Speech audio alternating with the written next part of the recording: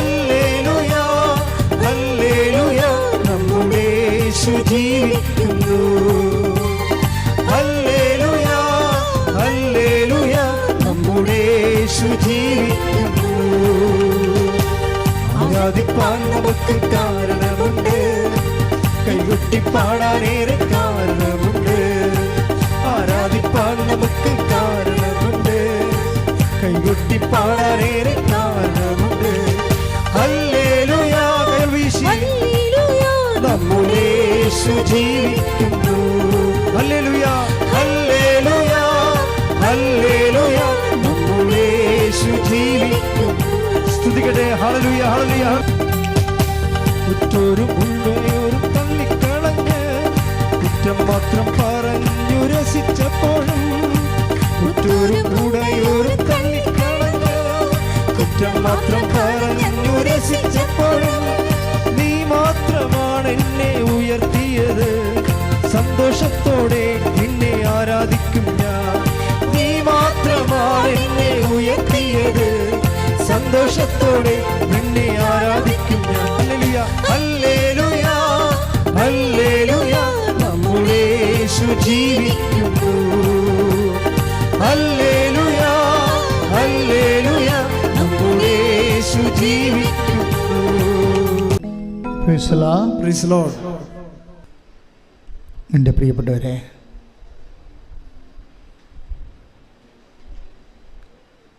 വിശ്വാസമെന്നത് ഒരു ബുദ്ധിപരമായ വ്യാപാരമാകാൻ എൻ്റെ സ്വാഭാവിക അവസ്ഥ അതാണ്. ഒരു ബുദ്ധിപരമായ വിനിമയമാണ് വിശ്വാസം.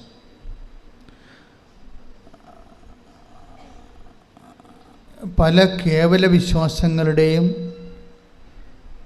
സ്ഥിതി അതാണ്. അതൊരു ബുദ്ധിപരമായ വിനിമയമായിരിക്കും, പക്ഷെ അത് ഫ്രൂട്ട്ഫുൾ ആകത്തില്ല, വർക്കൗട്ട് ചെയ്യത്തില്ല.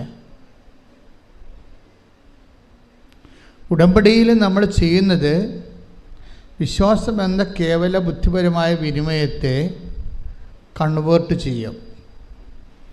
എങ്ങനെ കൺവേർട്ട് ചെയ്യും? ഒരു ദൈവസ്നേഹത്തിൻ്റെ എക്സ്പ്രഷൻസാക്കി മാറ്റും. ദൈവസ്നേഹത്തിൻ്റെ പ്രകടനങ്ങൾ. നിങ്ങളെപ്പോഴും ശ്രദ്ധിക്കേണ്ടത്, വിശ്വാസ വളർച്ചയിൽ നിങ്ങൾ ബുദ്ധിപരമായ വിനിമയം, ഒരു ഇൻ്റലക്ച്വൽ കൺവിക്ഷൻ നമുക്ക് തരും. ദൈവം ഏത് കാലത്ത് ഏത് സമയത്ത് എന്നെ സഹായിക്കും, ഞാൻ ദൈവത്തിനെ ആശ്രയിക്കുന്നുണ്ട്, ഇല്ലെങ്കിൽ അതിനേക്കാൾ താഴ്ന്ന് ഞങ്ങളുടെ നാട്ടിലും മാതാവില്ലേ, അങ്ങനെ കുറേ സാക്ഷ്യങ്ങൾ വരുന്നുണ്ട്. ഞങ്ങളുടെ നാട്ടിലും മാതാവുണ്ടല്ലോ, പിന്നെ എന്തിനാണ് കെട്ടിയെടുത്ത് ആലപ്പുഴ പോണതെന്ന് എന്നങ്ങ് ചെയ്യുന്നു. അപ്പോൾ അതൊരു കേവല വിശ്വാസമാണ്. കേവല വിശ്വാസം ഉള്ള പ്രശ്നം, ഇപ്പം നിങ്ങളുടെ നാട്ടിൽ നിങ്ങൾ നിന്നാലും ഇവിടെ നിന്നാലും കേവല വിശ്വാസക്കാർക്ക്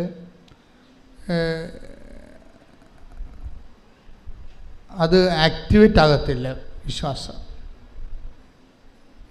നമ്മൾ റീചാർജ് ചെയ്യാം, പക്ഷേ ആക്ടിവേറ്റ് ആകുന്നത് വേറെ ഒരു ഫങ്ഷനാണ് അല്ലേ. മൊബൈലിൽ നമുക്ക് റീചാർജ് ചെയ്യാൻ പറ്റും, പക്ഷേ ആക്ടിവേറ്റ് ആകണത് വേറെ ഒരു ഫങ്ഷനാണ്. അതുപോലെ വി ക്യാൻ ഹാവ് ഫെയ്ത്ത്, പക്ഷേ ആ ഫെയ്ത്ത് ഒരു സാക്ഷ്യത്തിലേക്ക് പ്രവേശിക്കുന്നത് അതിൻ്റെ കണ്ടൻറ്റ് ബേസ് വേറെയാണ്. അതിൻ്റെ അകത്ത് സ്നേഹത്തിൻ്റെ എലമെൻറ്റ്സ് വേണം. ഉടമ്പടിയിൽ പുരോഗമിക്കുന്നുണ്ടെങ്കിൽ നിങ്ങൾ ഇൻട്രോസ്പെക്റ്റ് ചെയ്യേണ്ട ഒരു വിഷയം, എൻ്റെ ഫെയ്ത്ത് കണ്ടൻറ്റിൽ കണ്ടൻറ്റ് ഓഫ് ലവ് ഉണ്ടോ എന്ന് നോക്കണം. നമുക്ക് ആ വിഷയത്തിലൊക്കെ ആധ്യാത്മിക ജീവിതത്തിൽ ഇത്തിരി ബുദ്ധി ഉപയോഗിക്കുന്നത് തെറ്റൊന്നുമില്ല.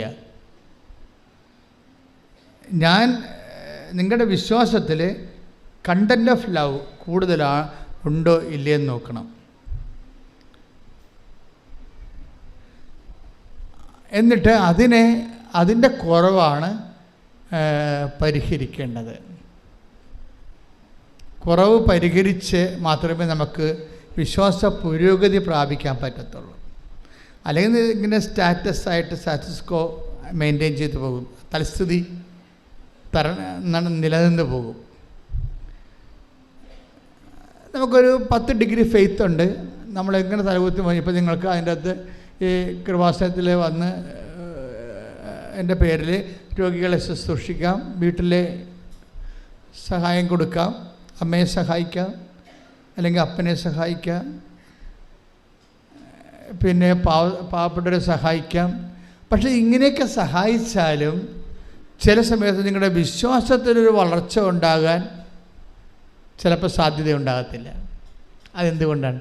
അത് നിങ്ങൾ ടെക്നിക്കലി ഫങ്ഷനിലായതുകൊണ്ടാണ്, സാങ്കേതികമായിട്ട് ഫങ്ഷനിലാകുന്നത് കൊണ്ടാണ്.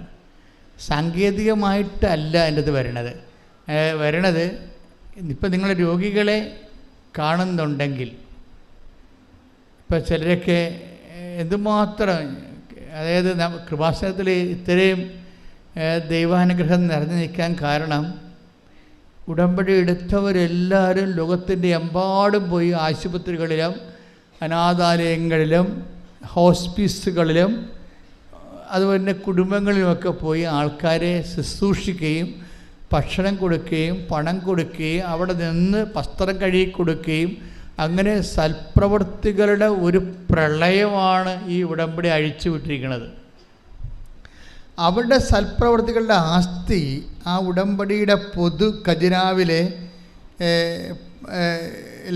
ടാപ്പ് ചെയ്യുന്നവർക്ക് ഈ കൃപാസനത്തിൻ്റെ പൊതു ദൈവാനുഗ്രഹം ലഭിക്കും. തീർച്ചയായിട്ടും അതുകൊണ്ടാണ് കൃപാസനത്തിലെ കാല് കുത്തുമ്പോഴൊക്കെ ചില ആൾക്കാർ അനുഗ്രഹിക്കപ്പെടുന്നെന്ന് പറഞ്ഞതിൻ്റെ കാരണം ഇതിൻ്റെ പൊതുവായിട്ടുള്ള ആധ്യാത്മികമായിട്ടുള്ള ആസ്തികളാണ്. എപ്പോഴും നമ്മൾ ശ്രദ്ധിക്കേണ്ട കാര്യം ഈ കാര്യത്തിൽ കുറച്ച് റീസണബിൾ ആകണം. ഒരു വൈകാരികം എന്നതിനേക്കാളുപരി ഫെയ്ത്ത് മുന്നോട്ട് വെക്കുന്ന ഒരു റീസണുണ്ട്. വിശ്വാസം മുന്നോട്ട് വെക്കുന്ന ഒരു റീസണുണ്ട്, യുക്തിയുണ്ട്. അത് ഒരു പക്ഷേ നമ്മൾ പറയുന്ന സെക്കുലർ യുക്തിയല്ല, അത് മരിയൻ യുക്തി എന്നാണ് ഞാൻ പറയേണ്ടത്. മരിയൻ റീസൺ അങ്ങനെ ഒരു സംഭവമാണ്, ആധ്യാത്മിക ജീവിതത്തിലുള്ള സംഭവമാണ് മരിയൻ റീസൺ. എന്താ മരിയൻ റീസൺ? അപ്പോൾ മരിയൻ റീസൺ എന്ന് പറയുമ്പോൾ, ഉദാഹരണത്തിന് അവർക്ക് വീഞ്ഞില്ല എന്ന് അമ്മ പറയുന്നു, ഈശോയോട് പറയുന്നു അല്ലേ. ഫസ്റ്റ് റെസ്പോൺസ് എന്താണ് ഈശോയുടെ ഫസ്റ്റ് റെസ്പോൺസ്? എന്താ? എനിക്ക് നിനക്കും എന്ത്. സെക്കൻഡ് റെസ്പോൺസ് എന്താണ്? എൻ്റെ സമയം ഇനിയും ആഗതമായിട്ടില്ല. അപ്പോൾ ഈ ഫസ്റ്റ് റെസ്പോൺസും സെക്കൻഡ് റെസ്പോൺസും ഉദ്ദേശിച്ച നെഗറ്റീവ് ആൻസറാണ് വരണത് അല്ലേ? നെഗറ്റീവ് അല്ലേ? ആ വിഷയം നടക്കത്തില്ലെന്ന് ഉറപ്പല്ലേ? Then why mother is waiting for the answer? പിന്നെ എന്തുകൊണ്ടാണ് അമ്മ നിൽക്കുന്നത്? അതാണ് വിഷയം. അതാണ് മരിയൻ റീസൺ എന്ന് പറയുന്നത്. എന്താണ്? അമ്മയ്ക്ക് വിശ്വാസത്തെക്കാളുപരി ഈശോയോട് സ്നേഹമുണ്ട്. ശ്രദ്ധിക്കട്ടെ. ഹല്ലേലൂയ. Praise the Lord. ഇത്രയും നേരം ഈശോ പറഞ്ഞതിൽ നിന്ന് എന്ത് മനസ്സിലായി? നമുക്ക് വിശ്വാസമുണ്ടാകാം, അത് കേവല വിശ്വാസമാണ്. ആ കേവല വിശ്വാസം ചില സമയത്ത് സാങ്കേതികമായിട്ട് പറഞ്ഞാൽ ഫങ്ഷനിലല്ലാതെ വരും. അപ്പം കേവല വിശ്വാസത്തിൻ്റെ കൂടെ എന്തുകൂടി ഉണ്ടാകണം? ഇപ്പം അമ്മ, അതാണ് മരിയൻ റീസൺ. മരിയൻ റീസൺ എന്ന് പറയാം എന്താ? ഇപ്പം എനിക്കും നിനക്കും എന്ത് എന്ന് അമ്മ ചോദിച്ചില്ലേ? It is nothing to with us, it is not our business. അപ്പോൾ ഈശോ അത് ഡിസോൺ ചെയ്ത് കളഞ്ഞേ അല്ലേ? അത് ആ വിഷയം ഇറ്റ് ഈസ് നോട്ട് അവേഴ്സ്, ആ വിഷയം നമ്മുടേതല്ല എന്നും പറഞ്ഞുകൊണ്ട് ഈശോ തള്ളിക്കളഞ്ഞ സംഭവമാണ്. രണ്ടാമത് എന്താണ്? അത് ഒന്ന് മാനുഷികം. ഈശോ പറഞ്ഞ രണ്ട് കാര്യങ്ങൾ, ഒന്ന് ദൈവികമായ ഇമ്പിഡിമെൻസ് ഉണ്ട്, മാനുഷികമായ ഇമ്പിഡിമെൻസും ഉണ്ട്, തടസ്സങ്ങളുണ്ട്. ഇപ്പം മാനുഷികമായ എന്താണ്? അതിൽ എനിക്കും നിനക്കൊന്നും ചെയ്യാനില്ല, അവരോട് വായ്പ വാങ്ങിക്കാൻ പറഞ്ഞാൽ മതി, അല്ലെങ്കിൽ അവരുടെ ബിസിനസ് കച്ചവടക്കാരൊക്കെ പോയി വിലക്ക് വാങ്ങിക്കാൻ പറഞ്ഞാൽ മതി. നത്തിങ് ടു വിത്ത് അസ്, ഈ വിഷയത്തിൽ നമുക്ക് റോളില്ല എന്ന് പറയും. അത് first reason over. Second reason എന്താണ്? സെക്കൻഡ് റീസൺ ദൈവികമാണ്. എന്താണത്? എൻ്റെ സമയം ഇനി സമ്മതമാണ്. അപ്പോൾ നമ്മൾക്ക് ദൈവത്തിന് ഉത്തരം തരണമെങ്കിൽ ചില സമയത്ത് 2 തടസ്സങ്ങൾ വരാൻ സാധ്യത ഉണ്ടാകും. മാനുഷികമായിട്ട് അത് നമുക്ക് ചിലപ്പോൾ പ്രയോജനപ്പെടത്തില്ല എന്ന് വരാം. ചിലപ്പോൾ ദൈവികമായിട്ടും അത് നമുക്ക് തരാനുള്ള തടസ്സങ്ങളുണ്ടാകാം. ചിലപ്പോൾ നമ്മുടെ കുറവായിരിക്കും അത്. ദൈവികമായിട്ടൊരു അനുഗ്രഹം കിട്ടുന്നതിനുള്ള മെറിറ്റ് ചിലപ്പോൾ നമുക്ക് ഉണ്ടാകത്തില്ല. അതാണ് നമ്മുടെ കുറവായിട്ട് വരാൻ സാധ്യത. അപ്പോൾ ഈ 2 പ്രശ്നങ്ങളുണ്ട്. ഇതെല്ലാം ഇപ്പം നിങ്ങൾ ഉടമ്പടി വച്ചിരിക്കുന്ന എല്ലാ വിഷയങ്ങൾക്കും ഇത് 2ഉം ബാധകമാണ്. ചിലപ്പോൾ അത് മാനുഷികമായ തടസ്സം ഉണ്ടാകും, ചിലപ്പോൾ ദൈവികമായ തടസ്സമുണ്ടാകും.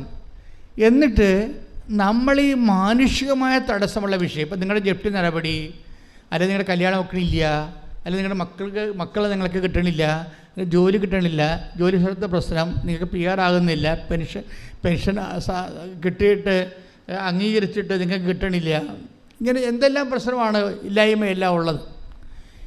അതല്ല, ഈ പ്രശ്നങ്ങളെല്ലാം എന്തിൻ്റെങ്കിലും ഒരു ആബ്സെൻസാണ്. പ്രശ്നങ്ങളെല്ലാം എന്തിൻ്റെ ആബ്സെൻസ് ആകും? പ്രശ്നങ്ങളെല്ലാം നമുക്കുണ്ടാകുന്ന പ്രശ്നങ്ങൾ, ജപ്തി ആയാലും എന്ത് സംഭവമായാലും എല്ലാ പ്രശ്നങ്ങളും എന്തിൻ്റെയെങ്കിലും ഒരു ആബ്സെൻസാണ്, എന്തെങ്കിലും ഒരു പോരായ്മയാണ്. ഇപ്പോൾ രോഗമാണെന്ന് ആരോഗ്യത്തിൻ്റെ പോരായ്മ, ഇല്ലായ്മയാണല്ലോ. ഇതിനെ എല്ലാത്തിനും ഇങ്ങനെ പ്രശ്നങ്ങളെല്ലാം ഇല്ലായ്മ എന്നുള്ള രീതിയിലാണ് ബൈബിൾ അപ്രോച്ച് ചെയ്യണത്. ദാറ്റ് മീൻസ് ബൈബിൾ ഇല്ല എന്ന് പറഞ്ഞാൽ എൻ്റെ അർത്ഥം മെറിറ്റ് ഇല്ലെന്ന് എൻ്റെ അർത്ഥം. ബൈബിളിൻ്റെ രീതിയാണല്ലോ പറയേണ്ടത്. ഒരു ഇല്ലായ്മ. ഇപ്പോൾ അമ്മ എന്താ പറയണത്? അവർക്ക് വീഞ്ഞ് ഇല്ല. അവിടെ പ്രശ്നത്തെ മുഴുവന് അഭിമാന പ്രശ്നം ഉണ്ടായതിൻ്റെ അകത്ത് നാണം കെട്ടി അവിടെ നിന്ന് പിരിയത്തുള്ള ആ വിഷയം. പക്ഷെ അവർക്ക് ആ നാണം കെട്ടി പിരിയാൻ സാധ്യതയുള്ള വിഷയമാണത്. അപമാന പ്രശ്നമുണ്ടതിൻ്റെ അകത്ത്. നമ്മുടെ എല്ലാ വിജയമയുടെ മുമ്പിൽ നമ്മൾ ടെൻഷൻ അടിക്കണ എന്താ കാര്യം? നമ്മൾ ടെൻഷൻ അടിക്കാൻ കാര്യം അതൊരു അപമാനമായിട്ട് മാറുമോ ഇല്ലയോ എന്ന് നമുക്ക് ബുദ്ധിമുട്ടുള്ളത് കൊണ്ടാണ് നമ്മളത് വിഷയമാക്കുന്നത്. ഇങ്ങനെയുള്ള എല്ലാ വിഷയവും മൂടി വെച്ചുകൊണ്ട് അതിനെ അഡ്രസ്സ് ചെയ്യണത് സിംഗിൾ വാക്കിലാണ്. They have no wine. അവർക്ക് വീഞ്ഞ് ഇല്ല. അതിൻ്റെ ഉത്തരം വളരെ വ്യക്തമാണ്. അതിന് 2 ഇമ്പഡിമെൻറ്റ്സ് ഉണ്ട്, 2 തടസ്സങ്ങളുണ്ട്. ഒന്ന്, മാനുഷികമായി അത് വലിയ കാര്യം അല്ല. അതാണ് എനിക്കും നിനക്കും എന്ത്, അവർക്ക് പർച്ചേസ് ചെയ്യാവുന്ന വിഷയമേ ഉള്ളൂ. അല്ലെങ്കിൽ അവർക്ക് ലെൻറ്റിന് അവർക്ക് ഹയർ ചെയ്യാം, അത്രേ ഉള്ളൂ. നമ്മളതിൻ്റെ അകത്ത് ഇൻവോൾവ് ചെയ്യേണ്ട കാര്യമില്ല. It is none of our business എന്ന രീതിയിലാണ് അതിൻ്റെ ഫസ്റ്റ് ആൻസർ വരണത്. സെക്കൻഡ് ആൻസർ എന്താ വരണത്? സെക്കൻഡ് ആൻസർ പറയണത് എൻ്റെ സമയം ഇനി സമാഗതമായി ദൈവികമായ തടസ്സങ്ങളാണ്ട് വേണം. ദൈവികമായി നീ അത് നിനക്ക് സ്വീകരിക്കാനുള്ള സമയമായിട്ടില്ല. ഈ അനുഗ്രഹം ഭൗതികമാണ്, പക്ഷേ ദൈവികമായിട്ട് നിനക്കത് സ്വീകരിക്കാനുള്ള സമയമായിട്ടില്ല. അപ്പോൾ ഇങ്ങനെ 2 ഇമ്പഡിമെൻറ്റ്സ് വന്ന സ്വാഭാവികമായിട്ട് എന്താ പറയേണ്ടത്? ആ ഒരു പ്രെയറിനോട് ഗുഡ് ബൈ പറഞ്ഞ് ബുദ്ധിയും ബോധമുള്ളവർ പോകും. പക്ഷേ എന്തുകൊണ്ട് മറിയം എന്താ ചെയ്യണത്? മറിയം അതിനെ വെയിറ്റ് ചെയ്യാൻ, എന്നിട്ട് മറിയം അതിനെ പരിശുദ്ധാത്മാവിൻ്റെ നിറവിൽ ഒരു പുതിയ പോംവഴി കണ്ടുപിടിക്കുകയാണ്. എന്താണ് അത്? കവനൻ്റൽ ഫോർമുലയാണ് അവിടെ ഉപയോഗിക്കുന്നത്. നമുക്കിത് ഇപ്പോൾ ഈ കാലങ്ങളിലല്ലേ മനസ്സിലായത്. നമ്മൾ വെള്ളം കോരാൻ പറഞ്ഞപ്പോൾ വെള്ളം കോരി, വിറക് കൊട്ടാൻ പറഞ്ഞാൽ വിറക് കെട്ടി എന്നൊക്കെ പറഞ്ഞാൽ നമ്മൾ വായിച്ചുകൊണ്ടും പ്രസംഗിച്ചുകൊണ്ടും പോയത്. ഇപ്പോഴല്ലേ നമ്മൾ മനസ്സിലാക്കണത് ഈ നടക്കാത്ത കാര്യം നടക്കാൻ കവനൻ്റ് ഫോർമുലയാണ് ഉപയോഗിക്കേണ്ടതെന്ന് മനസ്സിലായി. ഇത് പുതിയത് മറിയത്തിൻ്റെ ഫോർമുല അല്ല. ഏജ് ഓൾഡായിട്ട് ബൈബിള് ദൈവത്തിനെ മനുഷ്യൻ്റെ ജീവിതത്തിലേക്ക് ഇറക്കിക്കൊണ്ട് വരുന്നതിന് വേണ്ടി ഉപയോഗിക്കുന്നതാണ് ബൈലാറ്ററൽ എഗ്രിമെൻ്റ് മെത്തേഡ്. ഈ ബൈലാറ്ററൽ എഗ്രിമെൻ്റ് മെത്തേഡിലൂടെ എന്താണ് ശരിക്കും പറയുന്നത്? ഇത് ആക്ടിവേറ്റ് ചെയ്യണമെങ്കിൽ എന്ത് വേണം? You must have A certain amount of level of love. നമുക്കറിയാം. അതാണ് ഞാൻ പറഞ്ഞത്, നിങ്ങളുടെ സൽപ്രവൃത്തികൾ ഇനി ഫുൾ കണ്ടു. അതാർക്കും ചെയ്യാം. സൽപ്രവൃത്തികൾ ചെയ്യണമെന്നുണ്ടെങ്കിൽ നമ്മൾക്ക് എപ്പോഴും വരേണ്ട ഒരു വിഷയം, നമ്മൾ ഗുഡ് വർക്ക്സ് എന്നാണ് പറയണത് സൽപ്രവൃത്തിയെ. പക്ഷേ ബൈബിൾ ശരിക്കും ദൈവത്തിൻ്റെ മൈൻഡ് ആണ് നമ്മൾ തർജ്ജമ ചെയ്യണമെന്നുണ്ടെങ്കിൽ ഈ സൽപ്രവൃത്തികൾ ഗുഡ് വർക്കുകൾ അല്ല. ശരിക്കും പറഞ്ഞാൽ ദാറ്റ് ഈസ് ഗ്രേസ്ഫുൾ വർക്കാണ്, ഗ്രേസ് ഗിവിങ് വർക്ക്സിനാണ് ഈ പറയുന്ന ബൈബിൾ എപ്പോഴും സൽപ്രവൃത്തികളുടെ ഇവിടെ കുറഞ്ഞിട്ടാണോ ക്രിസ്തു ആഗതനാകേണ്ടി വരണത്? ക്രിസ്തുവിന് മുമ്പ് എത്രയോ സൽപ്രവൃത്തികൾ ചെയ്ത മനുഷ്യർ ഈ ഭൂമിയിലുണ്ട്. സോക്രട്ടീസൊക്കെ നല്ല മനുഷ്യരല്ലായിരുന്നോ? എന്താ അവർക്ക് കുഴപ്പം? പക്ഷെ അവിടുത്തെ പ്രോബ്ലം ബൈബിൾ അങ്ങനെ ഒരു സൽപ്രവൃത്തികൾ വർദ്ധിപ്പിക്കാൻ വേണ്ടിയല്ലോ ഈ ഭൂമിയിൽ ഈ ക്രിസ്തു ആഗതനായത്. പിന്നെ എന്താണ്? കൃപാവര പ്രവർത്തനങ്ങളാണ്. ഈ സൽപ്രവൃത്തിയും കൃപാവര പ്രവർത്തിയും തമ്മിൽ ഇപ്പം ഒത്തിരി വ്യത്യാസമുണ്ട്. നിങ്ങൾ ഉടമ്പടിയിൽ നിങ്ങൾ ചെയ്യേണ്ടത് ഗ്രേസ് ഗീവിങ് വർക്ക്സാണ് ചെയ്യേണ്ടത്. കൃപാവര പ്രവർത്തനങ്ങൾ, കൃപ നമുക്ക് ലഭിക്കാൻ ആവശ്യമായ വർത്തനങ്ങൾ, അതെന്താ ചെയ്യണം? കൃപ വർദ്ധിപ്പിക്കണമെങ്കിൽ എന്ത് ചെയ്യണം? കൃപ എല്ലാം യേശുക്രിസ്തുവിൻ്റെ നെയിമിൻ്റെ അണ്ടറിലാണ് കൃപയെല്ലാം വരണത്. കൃപ എന്ന് പറഞ്ഞാൽ എന്താണ്? അതുകൊണ്ടാണ് ബൈബിൾ പറയണത് കൃപയും സത്യവും. The word of God. ശ്രുതിക്കട്ടെ. Hallelujah hallelujah hallelujah hallelujah hallelujah. യേശുവേ നന്ദി. Hallelujah hallelujah hallelujah. യോഹന്നാൻ 1:17. എന്തുകൊണ്ടെന്നാൽ നിയമം മോശ വഴി നൽകപ്പെട്ടു, കൃപയും സത്യവുമാകട്ടെ യേശുക്രിസ്തു വഴി ഉണ്ടായി. ഇതിനകത്ത് ഒരു പ്രശ്നങ്ങൾ വരണമെന്ന് വെച്ച് കഴിഞ്ഞാൽ ഈ ഡിഗ്രീസ് ഓഫ് പെർഫെക്ഷനിൽ മോശയുടെ വചനവും ജീസസിൻ്റെ വചനവും തമ്മിലുള്ള ഒരു വ്യത്യാസം അതാണ്. മോസസിൻ്റെ വചനത്തിന് സാങ്കേതികമായ ദൈവത്തിൻ്റെ മനസ്സനുസരിച്ചുള്ള നിയമപരമായിട്ടുള്ള കാഴ്ചപ്പാടുകളാണ് കൈകാര്യം ചെയ്യണത്. കർത്താവിൻ്റെ വചനത്തിൽ അതല്ല. എന്താണ്? കൃപയും സത്യവുമാണ്. കൃപയും സത്യവും ആര് വഴി ഉണ്ടായി? ക്രിസ്തു വഴി ഉണ്ടായി. അപ്പോൾ അതെങ്ങനെയാണ് ഉണ്ടായതെന്ന് നമ്മൾ അറിയണം. ക്രിസ്തു വഴി ഉണ്ടായത്. ഉടമ്പടി ടാർഗറ്റ് ചെയ്യണത് സൽപ്രവൃത്തികളല്ല. നിങ്ങൾ കുറേ ആൾക്കാർ ചെയ്യണത് വെറും സൽപ്രവൃത്തികളാണ്. വെറും സൽപ്രവൃത്തികളെന്ന് വെച്ച് കഴിഞ്ഞാൽ ഇവിടുന്ന് കുറേ കാര്യങ്ങൾ പറഞ്ഞിട്ടുണ്ട്, അതനുസരിച്ച് കൊണ്ട് രോഗികളെ കാണുന്നു. കഴിഞ്ഞ ദിവസം ഞാൻ ഒരു സാക്ഷ്യം പറഞ്ഞത്, ഞാൻ ഓൾഡ് ഏജിൽ ഹോമിൽ പോയി ഒരു ദിവസം മുഴുവൻ നിന്ന് അവിടുത്തെ ഉടുപ്പെല്ലാം അലക്കി കൊടുത്തതെന്നാണ്. പിന്നെ വേറൊരു ചേച്ചി സാക്ഷ്യം പറഞ്ഞത്, ഞാൻ ഓൾഡ് ഏജ് ഹോമിൽ പോയി നഖം വെട്ടി കൊടുത്തതെന്ന് പറഞ്ഞു. It's okay, you are doing all this kind of things. ഇതെല്ലാം നല്ല സന്തോഷത്തിൽ ഇങ്ങനെ ചെയ്യുന്നുണ്ട്, സന്തോഷമുണ്ട്, നന്ദിയുണ്ട്. പക്ഷേ ഇതെല്ലാം സൽപ്രവൃത്തികളാണ്. ഈ സൽപ്രവൃത്തികളിൽ നിന്ന് നമുക്ക് കൃപ ഡ്രോൺ ചെയ്യണമെന്നുണ്ടെങ്കിൽ നിങ്ങൾക്ക് വേറെ ഒരു കാര്യം കൂടി വേണം. എന്താ വേണ്ടത്? കൃപ. സൽപ്രവൃത്തികളിത് ഈ നിങ്ങൾ ചെയ്ത കാര്യങ്ങളെ ക്രിസ്തുവിനെ മാറ്റി നിർത്തിയും ചെയ്യാൻ പറ്റും. ലോകത്ത് എന്തുമാത്രം ആൾക്കാർ ചെയ്യുന്നുണ്ട് ഇല്ലേ? റോട്ടറി ക്ലബ്ബുകാരെ കണ്ണ് വരെ വെച്ച് കൊടുക്കുന്നുണ്ട് ഇല്ലേ? അപ്പോൾ അങ്ങനെ എന്തോ ക്ലബ്ബുകാർ ചെയ്യുന്നുണ്ട്. നാട്ടിൽ എന്തുമാത്രയും അയൽക്കൂട്ടങ്ങളും അതുപോലെ തന്നെ പല പലതരമുള്ള പാർട്ടി സംഘങ്ങളും ഒക്കെ പല കാര്യങ്ങളും മനുഷ്യർക്ക് വേണ്ടി ചെയ്യുന്നുണ്ട്. ഇതെല്ലാം സൽപ്രവൃത്തികളാണ്. പക്ഷേ ഒരു ക്രൈസ്റ്റ് സെൻട്രിക് ആയിട്ടുള്ള ഒരു ആധ്യാത്മികത ചര്യം അനുവർത്തിക്കുന്നവരെ കേവലം സൽപ്രവൃത്തികളല്ല നമ്മൾ ലക്ഷ്യം വെക്കുന്നത്, കൃപാവര പ്രവൃത്തികളാണ്. എന്താ കാര്യം? കൃപയും സത്യവും അവൻ വഴി ഉണ്ടായി. അപ്പം കൃപാവര സത്യങ്ങൾ, കൃപാവര പ്രവൃത്തികൾ ചെയ്യാൻ, ഇപ്പോൾ സൽപ്രവൃത്തികളും കൃപാവര പ്രവൃത്തികളും നമ്മൾ വ്യത്യാസം എന്താ? സൽപ്രവൃത്തികൾ മനുഷ്യൻ്റെ പേരിലാണ് ചെയ്യണത്. ചിലർ നല്ല പേരെടുക്കാൻ ചെയ്യും, ചിലർ കൂടുതൽ വോട്ട് കിട്ടാൻ വേണ്ടി ചെയ്യും, ചിലത് ജനകീയ അടിത്തറ ഉണ്ടാക്കാൻ വേണ്ടി ചെയ്യും, ചിലത് അവരുടെ കള്ളത്തരങ്ങളെ പുറത്തറിയാൻ വേണ്ടി ഒരു പുതിയൊരു ഫേസ് കാണിക്കാൻ വേണ്ടി സമൂഹത്തിന് വേറൊരു സംഭവം. അങ്ങനെ ഓരോരോ ലക്ഷ്യങ്ങളാണ് ഈ സൽപ്രവൃത്തികൾക്കുള്ളത്. പക്ഷെ കൃപാവര പ്രവൃത്തി അതല്ല. കൃപാവര പ്രവൃത്തി എന്ന് പറയണത് ക്രിസ്തുവിൻ്റെ നാമത്തിൽ ക്രിസ്തുവിന് വേണ്ടി മാത്രം മഹത്വം കൊടുത്തുകൊണ്ട് ചെയ്യണതാണ്. ക്രിസ്തുവിൻ്റെ നാമത്തിൽ ചെയ്യണം. അതിൻ്റെ 10% ഗ്ലോറി ക്രിസ്തുവിന് മാത്രമാണ്. അതുകൊണ്ടാണ് ബൈബിൾ പറയണത് വലത് കൈ ചെയ്യണത് ഇടത് കൈ അറിയരുത്. മനുഷ്യൻ അറിയരുതെന്നായി പറയണത്. മനുഷ്യന്മാരറിയരുതെന്നാണ് പറയണത്. പക്ഷേ മനുഷ്യന്മാരറിയുന്ന വെച്ചാൽ എല്ലാ കാര്യവും പാത്തും പതുങ്ങിയും ചെയ്യണമെന്നല്ല. മനുഷ്യനെ അറിഞ്ഞില്ലെങ്കിലും അറിയിക്കാൻ വേണ്ടി നിങ്ങളെ പ്രത്യേകിച്ച് മസിൽ പിടിക്കരുതെന്നതിൻ്റെ അർത്ഥം. ശ്രദ്ധിക്കട്ടെ. ഹല്ലേലൂയ. നമ്മൾ കേവല വിശ്വാസത്തിൽ നിന്ന് സൽപ്രവൃത്തികളിലേക്കും പിന്നെ കൃപാവര പ്രവൃത്തികളിലേക്കും സഭ വെളിപാടുകളുടെ പൂർണ്ണതയിലേക്ക് പോകുന്നത് കാലങ്ങൾ കൊണ്ടാണ്, ഒറ്റയടിക്കല്ല.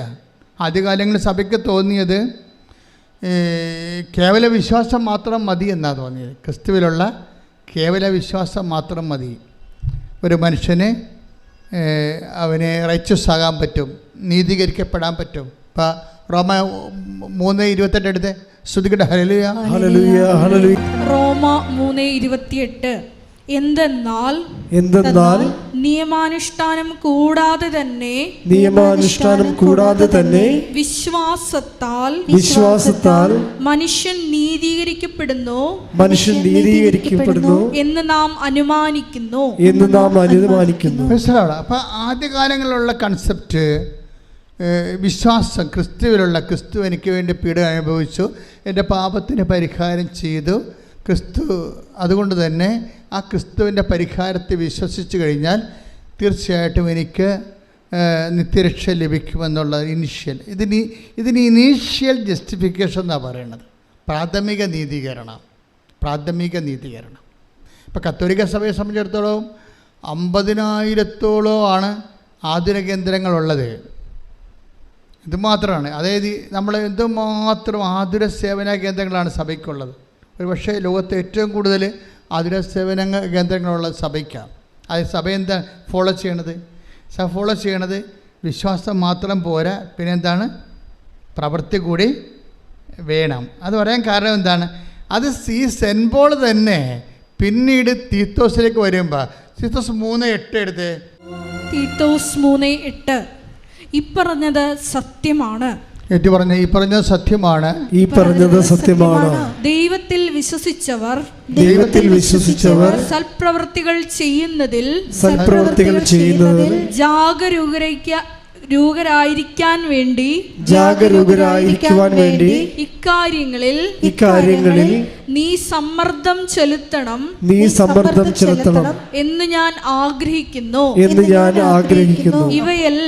ഇവയെല്ലാം ശ്രേഷ്ഠവും മനുഷ്യർക്ക് പ്രയോജനകരവുമാണ്. അതിൻ്റെ പ്രശ്നത്തിൽ സൽപ്രവർത്തികൾ ആദ്യം വിശ്വാസം മതി എന്ന് പറഞ്ഞ സെൻറ്റ് പോൾ തന്നെ കുറച്ച് കഴിയുമ്പോൾ മാറും. 10 കൊല്ലം കഴിയുമ്പോൾ മാറും. റോമാലേഖനം എഴുതി 56-ലാണ്, ടൈറ്റസ് എഴുതി 66-ലാണ്. 10 കൊല്ലം. 10 കൊല്ലത്തിന് ശേഷം കഴിയുമ്പോൾ അദ്ദേഹത്തിന് മനസ്സിലായി വിശ്വാസം മാത്രം പോരാ, പിന്നെന്താണ്? അപ്പോൾ നമ്മൾ ദൈവത്തിൻ്റെ കാര്യങ്ങൾ അറിയണത് ദൈവത്തിലിങ്ങനെ ജീവിക്കുന്ന അനുസരിച്ച് ക്രൊണോളജിക്കലായിട്ട് നമ്മൾ ജീവിച്ച് വരുമ്പോഴല്ലേ ദൈവം ഓരോരോ കാര്യം നമുക്ക് വെളിപ്പെടുത്തി വെളിപാടിൻ്റെ പൂർണ്ണതയിലേക്ക് നമ്മളെ കൊണ്ടുവരണേ. അങ്ങനെ വരാൻ കാരണം എന്താണെന്ന് വെച്ച് കഴിഞ്ഞാൽ ഇപ്പോൾ AD 56 വിശ്വാസം, ഒരാൾ നീതീകരിക്കപ്പെടുന്നത്, നിത്യരക്ഷ പ്രാപിക്കുന്നത് അയാൾ വിശ്വാസം മൂലമാണെന്ന് മാത്രം. പക്ഷേ അതിനിടയ്ക്ക് യാക്കോബ് ഒരു 5 കൊല്ലം കഴിഞ്ഞപ്പോൾ യാക്കോബ് പറഞ്ഞ് ഇത് നടക്കുമെന്ന് തോന്നുന്നില്ല. യാക്കോബ് ഒരു 60 ആയപ്പോൾ AD 56 റോമാലേഖനം എഴുതുന്ന 60 ആയപ്പോൾ യാക്കോബ് പറഞ്ഞ് അത് പ്രവൃത്തി വേണമെന്ന് പറഞ്ഞ്. അങ്ങനെയാണ് സൽപ്രവൃത്തി വരണത്. യാക്കോബിന്റെ ലേഖനം എടുത്ത് 2:24 മനുഷ്യൻ വിശ്വാസം കൊണ്ട് മാത്രമല്ല പ്രവൃത്തികളാലുമാണ് നീതീകരിക്കപ്പെടുന്നതെന്ന് നിങ്ങൾ അറിയുന്നു. 56 AD 54 കർത്താവ് മരിച്ച് 56 വർഷം കഴിഞ്ഞപ്പോഴാണ് കേവലമായിട്ട് പറയാം. 56 കർത്താവ് ജനിച്ച് ഒരു 56 വർഷം കഴിയുമ്പോൾ നമ്മൾ സെൻറ്റ് പോളിൻ്റെ ആദ്യത്തെ ലേഖനം പുറത്തു വരുന്നത് റോമ. അവിടെ പറയുന്നത് എന്താണ്? വിശ്വാസം മതി, നമ്മൾ ക്രിസ്തുവിലുള്ള വിശ്വാസം കൊണ്ട് നമ്മൾ നീതീകരിക്കപ്പെടും. അപ്പോസ്തലന്മാരുടെ ഇടയിൽ ചർച്ചയായി. പിന്നെ ജെറുസലേം സൂനദോസ് തുടങ്ങാൻ നേരത്ത് സൂനദോസിൻ്റെ ഇടയ്ക്ക് കൃത്യമായ ഐഡിയ കിട്ടാൻ വേണ്ടി യാക്കോബ്, കർത്താവിൻ്റെ സഹോദരൻ യാക്കോബ് പറഞ്ഞു വിശ്വാസം മാത്രം പോരാ, സിനഗോഗ് ശ്രദ്ധിക്കണം. ജെറുസലേം സൂനദോസ് നടന്നുകൊണ്ടിരിക്കണം ആദ്യത്തെ. അപ്പോൾ നിങ്ങൾ അവിടെയാണ് യാക്കോബ് അഡ്രസ്സ് ചെയ്യണത്. വിശ്വാസം മാത്രം പോരാ, മറിച്ച് എന്ത് വേണം? പ്രവൃത്തി വേണം. യാക്കോബിൻ്റെ ഈ ലേഖനമാണ് ലോകത്തെ മാറ്റിക്കളഞ്ഞത്. ലോകത്ത് ഇന്ന് കാണുന്ന സഭയുടെ എല്ലാവിധ ആതുര സേവനങ്ങളെയും അതുപോലെ തന്നെ അവകാശ പോരാട്ടങ്ങളെയും അതുപോലെ തന്നെ മനുഷ്യോചിതമായ എല്ലാ നടപടികളെയും ശുശ്രൂഷകളെയും എല്ലാം കുഞ്ഞുങ്ങളെ, ഇപ്പോൾ ഓട്ടിസം ബാധിച്ച കുഞ്ഞുങ്ങളെ ജന്മന കിടപ്പിലായ കുഞ്ഞുങ്ങൾ, എന്തുമാത്രം കുഞ്ഞുങ്ങളെയാണ്, എന്തുമാത്രം സിസ്റ്റേഴ്സ് നോക്കണത് ലോകം മുഴുവനും. അതെല്ലാം കാര്യം ഈ യാക്കോബിൻ്റെ ലേഖനമാണ്. യാക്കോബിൻ്റെ ലേഖനം എന്ന് പറയുന്നത് വല്ലാത്തൊരു ലേഖനമായിപ്പോയി. അപ്പം അത് സെൻറ്റ് പോൾ പറഞ്ഞതിന് ശേഷം സെൻറ്റ് പോൾ കർത്താവിനെ കണ്ടിട്ടില്ലല്ലോ, അതാണ് പ്രശ്നം. അതിനുശേഷം പക്ഷെ കർത്താവിൻ്റെ കൂടെ നടന്ന ആളാണ് യാക്കോബ്. യാക്കോബ് കർത്താവിന് മൈൻഡ് റീഡ് ചെയ്തേച്ച് പറഞ്ഞ് പ്രവൃത്തിയില്ലാതെ വിശ്വാസം നീതീകരിക്കപ്പെടത്തില്ല എന്ന് പറയും. ജസ്റ്റിഫൈ ആകത്തില്ല. നിത്യരക്ഷ പ്രാപിക്കണ പ്രവൃത്തി വേണം. അതുകൊണ്ട് യാക്കോബ് 5 കൊല്ലം സെൻറ്റ് പോളിൻ്റെ ലേഖനം കഴിഞ്ഞ് 5 കൊല്ലം കഴിഞ്ഞപ്പോൾ 60 പറയും. അതൊന്നൊരു വായിച്ച് യാക്കോബ് 2:24 ശ്രുതികണ്ട ഹല്ലേലൂയ. വിശ്വാസം കൊണ്ട് മാത്രമല്ല, പറഞ്ഞേ, വിശ്വാസം കൊണ്ട് മാത്രമല്ല പ്രവൃത്തികളാലുമാണ് നീതീകരിക്കപ്പെടുന്നതെന്ന് നിങ്ങൾ അറിയുന്നു. അപ്പോൾ ജെറുസലേം സൂര്യദോസിൽ തീരുമാനം നിലപാട് കൃത്യമായി. അപ്പോൾ യാക്കോബ് പൗലോസ് അപ്പോസ്തലനും മനസ്സിലായി സഭയുടെ കറക്റ്റ് നിലപാട്. അപ്പോൾ പൗലോസ് അപ്പോസ്തലനും മനസ്സിലായി പ്രവൃത്തിയാണ് മൂലമാണ് വിശ്വാസം നീതീകരിക്കപ്പെടുന്നത്. അപ്പോൾ പിന്നീട് 5 കൊല്ലം കഴിഞ്ഞപ്പോഴാണ് ടൈറ്റസൻ ലേഖനം എഴുതുന്നത്. 5 കൊല്ലം കഴിയുമ്പോൾ ടൈറ്റസൻ ലേഖനം എഴുതുമ്പോൾ, തീത്തോസിൻ്റെ ലേഖനം എഴുതുമ്പോൾ സെൻറ്റ് പോൾ പറയും, എന്താ പറഞ്ഞിരിക്കുന്നത്? 3:8 ശ്രുതികട ഹല്ലേലൂയ.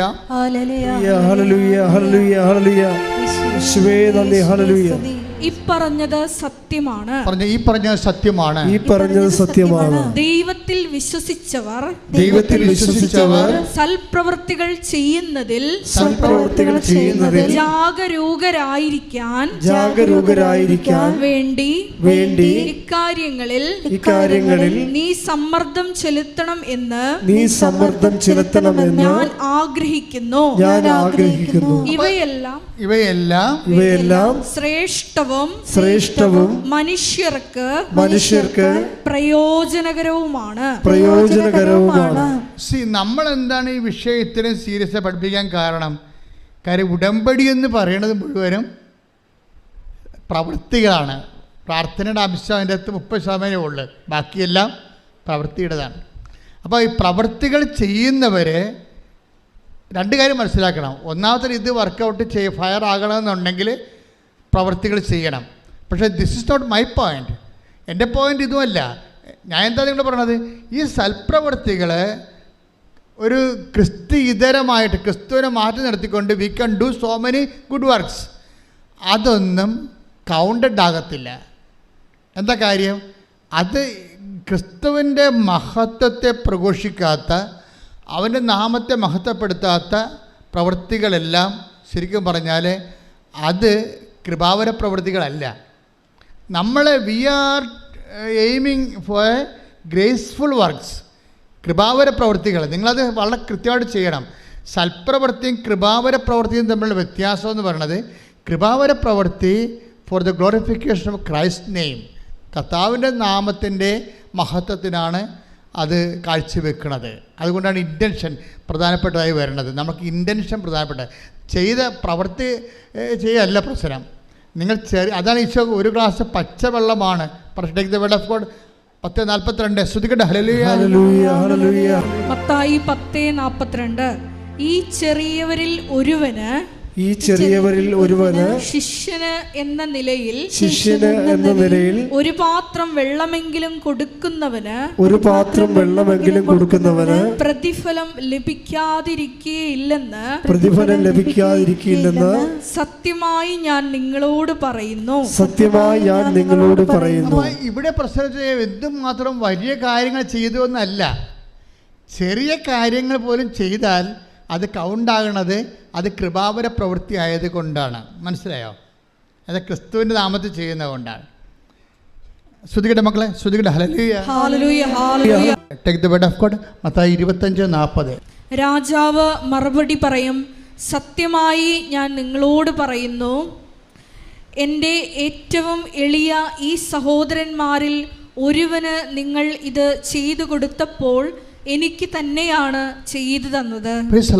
ഇതിന് വരുന്ന വിഷയം ഈ കൃപാവര പ്രവൃത്തി എങ്ങനെ ചെയ്യണത്, അതാണ് 25:40. ആ വചനം ഒന്ന് വായിച്ചേ. മത്തായി സുവിശേഷം സത്യമായി ഞാൻ നിങ്ങളോട് പറയുന്നു, സത്യമായി ഞാൻ നിങ്ങളോട് പറയുന്നു, എൻ്റെ ഏറ്റവും എളിയ ഈ സഹോദരന്മാരിൽ ഒരുവന്, എന്റെ ഏറ്റവും ചെറിയ സഹോദരന്മാരിൽ ഒരുവന് നിങ്ങൾ ഇത് ചെയ്തു കൊടുത്തപ്പോൾ എനിക്ക് തന്നെയാണ് ചെയ്തു തന്നത്. അപ്പൊ ഇതാണ് കൃപാവര പ്രവൃത്തി എന്ന് പറയണത്. എന്താ വെച്ച് കഴിഞ്ഞാൽ ക്രിസ്തുവിന് തന്നെ നമ്മൾ ചെയ്ത് കൊടുക്കുകയാണ് ഡയറക്റ്റായിട്ട്. അതെങ്ങനെയാണ്? ക്രിസ്തുവിൻ്റെ നാമത്തിൽ ആണ് നമ്മൾ ഏറ്റവും എളിയ സഹോദരന് ചെയ്ത് കൊടുക്കുന്നത്. ഇതിനകത്ത് എന്താ നമുക്ക് വേണ്ടത്? രണ്ട് കാര്യങ്ങൾ വേണം. എന്ത് വേണം? ക്രിസ്തുവിനോടുള്ള സ്നേഹം വേണം, ആ സഹോദരനോടുള്ള സ്നേഹം വേണം. രണ്ട് സംഭവം വേണം. വിശ്വാസം മാത്രം പോരാ. രണ്ട് കാര്യം, കൃപാവര പ്രവർത്തിക്ക് രണ്ട് കാര്യം വേണം. എന്തൊക്കെ വേണം? ഒന്ന് ക്രിസ്തുവിനോടുള്ള സ്നേഹം വേണം. രണ്ടാമത്തത് സഹോദര സ്നേഹം. നിങ്ങൾക്ക് എന്താ സംഭവിച്ചിട്ടുള്ളത്? നിങ്ങൾക്ക് മാതാവിനോടാണ് കൂടുതൽ സ്നേഹം വരുന്നത്. This is wrong. അതല്ല സംഭവം. അമ്മ എന്താ ചെയ്യണത്? ഇപ്പം അമ്മ ചെയ്തിരിക്കണത് അവൻ പറയണത് പോലെ ചെയ്യുക. അതാ പ്രശ്നം. ഈ ചെയ്ത്താണ് കൃപാവര പ്രവൃത്തി എന്ന് പറയണത്. ഇപ്പം എനിക്കും നിനക്കും എന്താ? എൻ്റെ സമയം ഇനിയും സമാഗതമായിട്ടില്ല. നമ്മുടെ പ്രശ്നങ്ങൾക്ക് വരാൻ പോകുന്ന വിഷയം ഒന്നും ദൈവത്തിന് അവിടെ റോളില്ല എന്നാണ്. നിനക്ക് ജോലി കിട്ടും, അനുസരിച്ച് നീ കല്യാണം കഴിക്കും, നീ കുഞ്ഞുങ്ങളെ ജനിപ്പിക്കും, അവർ പഠിക്കും. ഞാനൊരു വീട്ടിൽ ചെന്നപ്പോൾ ഒരു ഞായറാഴ്ചയാണ് വീട്ടിൽ ചെന്നത്. ഒരു അത്യാവശ്യം ഒരു വിഷയം ഉണ്ടായ കാരണം ഞായറാഴ്ച എനിക്കൊരു വീട്ടിൽ പോകേണ്ടി വന്നു. അവിടെ ചെന്നപ്പോൾ അവിടുത്തെ 2 കുട്ടികളും കാറ്റഗിസത്തിന് പോയിട്ടില്ല അന്ന്. അപ്പോൾ എൻ്റെ സ്വഭാവത്തിന് പിന്നെ അവരുടെമായിട്ടുള്ള ബന്ധങ്ങളും കാര്യങ്ങളല്ല പ്രശ്നം. എനിക്ക് അവരുമായിട്ട് എൻ്റെ കാര്യം ചിലപ്പോൾ നടന്നില്ലല്ലോ. ഞാൻ ചോദിച്ചു, ഈ പിള്ളേർ എന്താണ് കാറ്റഗിസിൽ പോകാത്തെന്ന് ചോദിച്ചു. നിങ്ങളൊരു വീട്ടിൽ ഉടമ്പടി എടുത്തവരാണ് നിങ്ങളെങ്കിൽ, നിങ്ങളൊരു വീട്ടിൽ ചെല്ലുമ്പോൾ ഒരു വീട്ടിൽ കാറ്റഗിസത്തിനും പോകാതെ കുർബാനയ്ക്ക് പോകാതെ ഒരു വ്യക്തി ഉണ്ടെങ്കിൽ, നിങ്ങൾ ദൈവസ്നേഹം ഉണ്ടെങ്കിൽ നിങ്ങൾ ചോദിക്കും. അല്ലെങ്കിൽ അവരെന്ത് വിചാരിക്കും, നമ്മളെന്തിനാണ് അവരുടെ കാര്യത്തിൽ ഇടപെടണമെന്ന് ചോദിക്കും. ഇതാണ് ഫസ്റ്റ് സ്റ്റെപ്പ്. ഒരു വ്യക്തിക്ക് ദൈവസ്നേഹം ഉണ്ടോ ഇല്ലേ എന്ന് അറിയണമെന്നുണ്ടെങ്കിൽ നമ്മൾക്ക് വലിയ കുഴപ്പമില്ല, പൊല്ലാപ്പില്ലാത്ത വിഷയങ്ങൾക്കൊക്കെ നമ്മൾ സേഫായിട്ട് നമ്മൾ ഡേഞ്ചർ സോണിൽ ഒരിക്കലും കളിക്കത്തില്ല, സേഫ് സോണിലേ കളിക്കത്തുള്ളൂ. അപ്പോൾ തന്നെ ദൈവത്തിന് അറിയാം. ദൈവത്തിന് നിങ്ങൾ എന്ത് പറഞ്ഞാലും കണ്ണിൽ പൊടിയിടാൻ പറ്റില്ല. കണ്ണിത്തിരി വലുതാണ്, അത്ര കുഴപ്പമാണ്. നമുക്ക് ഇടണ പൊടിക്കൊരു കണക്കില്ലേ? ഇല്ലേ? നമുക്കിടാൻ ദൈവത്തിൻ്റെ കണ്ണിൽ പൊടിയിടാൻ പറ്റരുത്. കാര്യം ദൈവത്തിൻ്റെ കണ്ണിത്തിരി വലുതായി പോയി. നമുക്ക് ഇടണ പൊടിക്കൊരു കണക്കുണ്ടല്ല, അതല്ലേ പ്രശ്നം. അതുകൊണ്ട് എപ്പോഴും നമ്മൾ ശ്രദ്ധിക്കേണ്ട ഒരു വിഷയം വെച്ചാൽ, നിങ്ങൾ ആദ്യം തന്നെ ദൈവസ്നേഹം വർദ്ധിക്കാൻ വേണ്ടി പ്രാർത്ഥിക്കണം. 3:12 എടുത്ത് തെസ്സലോനിക്കൻസ് 1 തെസ്സലോനിക്ക 3:12. ഞങ്ങൾക്ക് നിങ്ങളോടുള്ള സ്നേഹം പോലെ, പറഞ്ഞേ, ഞങ്ങൾക്ക് നിങ്ങളോടുള്ള സ്നേഹം പോലെ നിങ്ങൾക്ക് തമ്മിൽ തമ്മിലും മറ്റെല്ലാവരോടുമുള്ള സ്നേഹം വളർന്ന് സമൃദ്ധമാകാൻ കർത്താവ് ഇടവരുത്തട്ടെ. ഇപ്പം ദൈവത്തിന് റോളുണ്ട് ഇതിൻ്റെ അകത്ത്. നമുക്ക് ലവ് ഓഫ് ഗോഡ് ലെവൽ കുറവാണെങ്കിൽ നിങ്ങൾ അഡ്രസ്സ് ചെയ്യേണ്ട അതാണ്. എൻ്റെ IELTS പാസ്സാക്കണേ, എൻ്റെ IELTS പാസ്സാക്കി ജന്മം പ്രാർത്ഥിച്ചാൽ ദൈവത്തിന് അതുകൊണ്ട് പ്രയോജനമില്ല. ദൈവം പറയും, എനിക്ക് നിനക്ക് എന്താ എന്ന് ചോദിക്കും. ഇതാണ് പ്രശ്നം.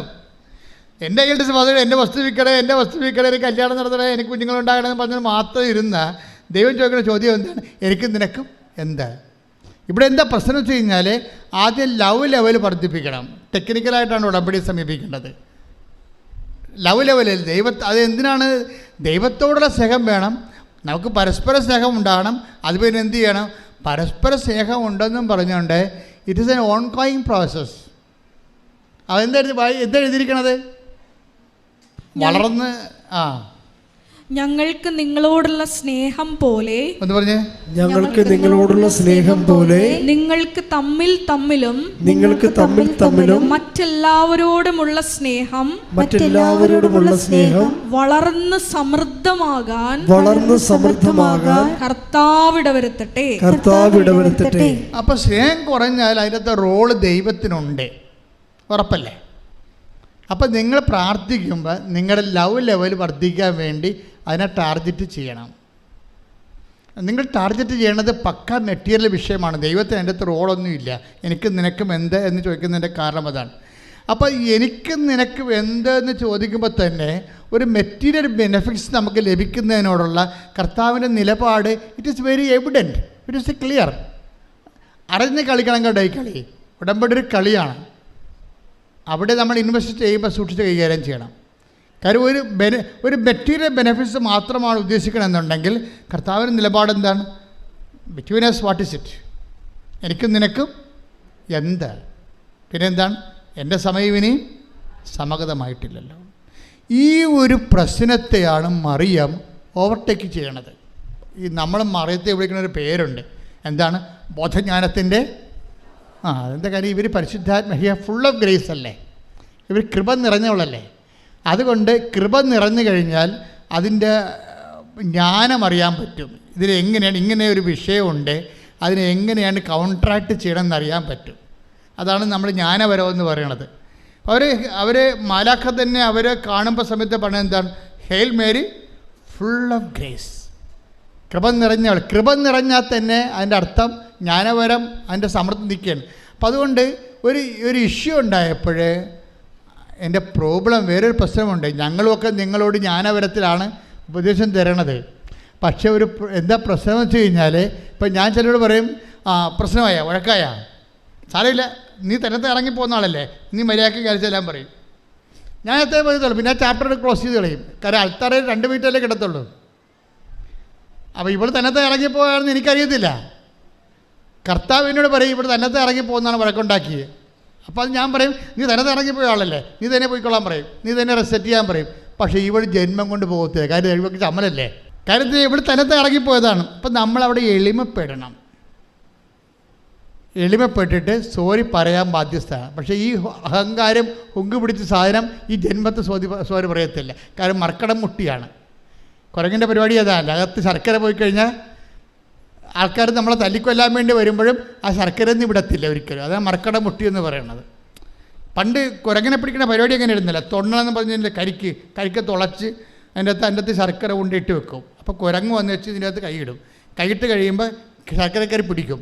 അപ്പോഴേ പിടിക്കുന്ന സമയത്ത് ആൾക്കാർ കുരങ്ങനെ പിടിക്കാൻ വേണ്ടി കുരങ്ങ് രസായത്തിന് വടിയും കൊണ്ട് വരും. അപ്പോൾ പക്ഷേ കുരങ്ങ് വിട്ട് കൊടുക്കത്തില്ല. ആ ശർക്കരന്ന് വിടത്തില്ല അവൻ. മര്യാദക്കാവും ബുദ്ധിപൂർവ്വം ഒരു വിവേകം ഉണ്ടെങ്കിൽ ആ കൈ വിട്ടാൽ ഊരിക്കൊണ്ട് പോകാൻ പറ്റും. പക്ഷേ പാവപ്പെട്ട വിടത്തില്ല. ഇങ്ങനെ മർക്കട മുട്ടിയോടുകൂടി തമ്മിൽ തല്ലി തലകീറി മക്കളെ വഴിയാധാരമാക്കി മരിച്ചുപോയ മനുഷ്യർ എന്തുമാത്രമാണ്. അതുകൊണ്ടാണ് അനുതാപം അവിടെ വരണത്. ഇത് ഒറ്റ നടക്ക് പോകത്തില്ലേ. അനുതാപം വരണം അവിടെയാണ്. ഈ വിഷയത്തിൽ നിനക്ക് അനുതാപം ഉണ്ടാകണമെന്ന് ദൈവം ആഗ്രഹിക്കുന്നുണ്ട്. അനുതാപം എന്ന് പറഞ്ഞാൽ എന്താണ്? നിൻ്റെ ജീവിത വിഷയത്തിൽ നിന്നേക്കാൾ വലുതായിട്ട് ക്രിസ്തുവിനെ കാണുന്നതാണ് അനുതാപം. ശ്രദ്ധിക്കട്ടെ. ഹല്ലേലൂയ. നിങ്ങളെ ഈ തീക്കൊള്ളി കൊണ്ട് നമ്മൾ തൊട്ടാൽ പൊള്ളുന്ന കാര്യം വ്യക്തമാണ്. സത്യമായൊരു വിഷയത്തോട് നിങ്ങൾ ഇടപെടുമ്പോൾ നിങ്ങളുടെ മനസ്സിലിരിപ്പ് ദൈവത്തിനറിയാം. അതുകൊണ്ട് നിങ്ങൾ ആദ്യമേ തന്നെ ഒരു ധാരണയിലെത്തണം നല്ലതാണ്. ക്രിസ്തുവേ, ഉടമ്പടിക്കാലം കഴിഞ്ഞാലും അങ്ങയുടെ ചൈതന്യത്തിൽ ഞാൻ ജീവിക്കും. നാട്ടുകാരെ ബോധിപ്പിക്കാനല്ലെങ്കിലും അങ്ങയുടെ ചൈതന്യത്തിൽ ഞാൻ ജീവിക്കും. പല ആൾക്കാരും ഇന്ന് അവരുടെ അവിശ്വാസം നിലനിർത്തുന്നത് നാട്ടുകാരെ ബോധിപ്പിക്കാനാണ്. ഇപ്പം എന്നെ പള്ളിയിൽ അടക്കണ്ട എന്നൊക്കെ ഒരു സമയത്ത് സ്റ്റൈൽ ആൻഡ് സ്റ്റാൻഡേർഡായിട്ട് എന്തുമാത്രം മനുഷ്യർ പറയും. അങ്ങനെ പറയുമ്പോൾ അവർ ഉദ്ദേശിക്കണ എന്താ? ഒന്നെങ്കിൽ അവർ സാഹിത്യകാരന്മാരായിരിക്കും, അല്ലെങ്കിൽ അവർ രാഷ്ട്രീയക്കാരായിരിക്കും, അല്ലെങ്കിൽ അവർ സിനിമ നടന്മാരായിരിക്കും. എന്നാൽ ബഹുജനങ്ങളുടെ പിന്തുണ വേണമെന്ന് ആഗ്രഹിക്കുന്നവരായിരിക്കും. എനിക്ക് ഈ വിശ്വാസ സമൂഹത്തിൻ്റെ പിന്തുണ മാത്രം പോരാ, എനിക്ക് ബഹുജനങ്ങളുടെ മുഴുവൻ പിന്തുണ വേണമെന്ന് ഉദ്ദേശിക്കുന്നവർ എന്തു ചെയ്യും? ആദ്യത്തെ അവർക്ക് തള്ളി പറയാൻ പറ്റുന്നത് ദൈവത്തെയാണ്. ദൈവത്തെ തള്ളി പറഞ്ഞുകൊണ്ട് ന്യൂട്രലായിട്ട് നിൽക്കും. സിനിമ നടന്മാരൊക്കെ ന്യൂട്രലായിട്ട് നിൽക്കുന്നവരുണ്ട്. അവിടെ ഉള്ളിൽ വിശ്വാസമുണ്ട്, പക്ഷേ തള്ളി പറഞ്ഞാൽ പടം കിട്ടത്തില്ല. അതുകൊണ്ട് അവരവിടെ നിൽക്കും. പാട്ടുകാരങ്ങനെ ഉണ്ട്, അതുപോലെ തന്നെ രാഷ്ട്രീയക്കാരങ്ങനെ ഉണ്ട്, ന്യൂട്രലായിട്ട് നിൽക്കും അവർ. ക്രിസ്തുവിനെ ഏറ്റുപറയുന്ന ഒരു മനുഷ്യൻ്റെ ദുരന്തത്തിൽ, ആധ്യാത്മിക ദുരന്തത്തിൻ്റെ ഏറ്റവും വലുത് ക്രിസ്തുവിനെ അവന് പ്രഘോഷിക്കാൻ പറ്റാത്തൊരവസ്ഥ അവൻ തന്നെ സൃഷ്ടിക്കുന്നതാണ്. ശ്രദ്ധിക്കട്ടെ. ഹല്ലേലൂയ. ഈ സൽപ്രവൃത്തികളുടെയും നീതീകരണത്തിൻ്റെയൊക്കെ ഒരു വിഷയം എന്ന് പറയണത് ഇത് ഏതെങ്കിലും ഒക്കേഷനിൽ ചെയ്തു വരണ സംഭവമല്ല. ഇത് നിത്യത വരെ ചെയ്തുകൊണ്ട് പോകുന്ന കാര്യമാണ്. ഇത് ഓൺഗോയിങ് ജസ്റ്റിഫിക്കേഷൻ എന്ന് പറയും. എന്ന് വെച്ച് കഴിഞ്ഞാൽ ഒരു തുടർ നീതീകരണ പ്രക്രിയ. അദ്ദേഹം പറയുകയാണ്, എവിടെയാണ് ഇത്? നമുക്ക് IELTS പാസ്സായ പോരാ, കാനഡയിൽ പോകാനേ പറ്റത്തുള്ളൂ. കാനഡ കഴിഞ്ഞ രാജ്യങ്ങളുണ്ട്, അതിൻ്റെ പേര് ദൈവരാജ്യം എന്നാണ്. ശ്രദ്ധിക്കട്ടെ. ഹല്ലേലൂയ.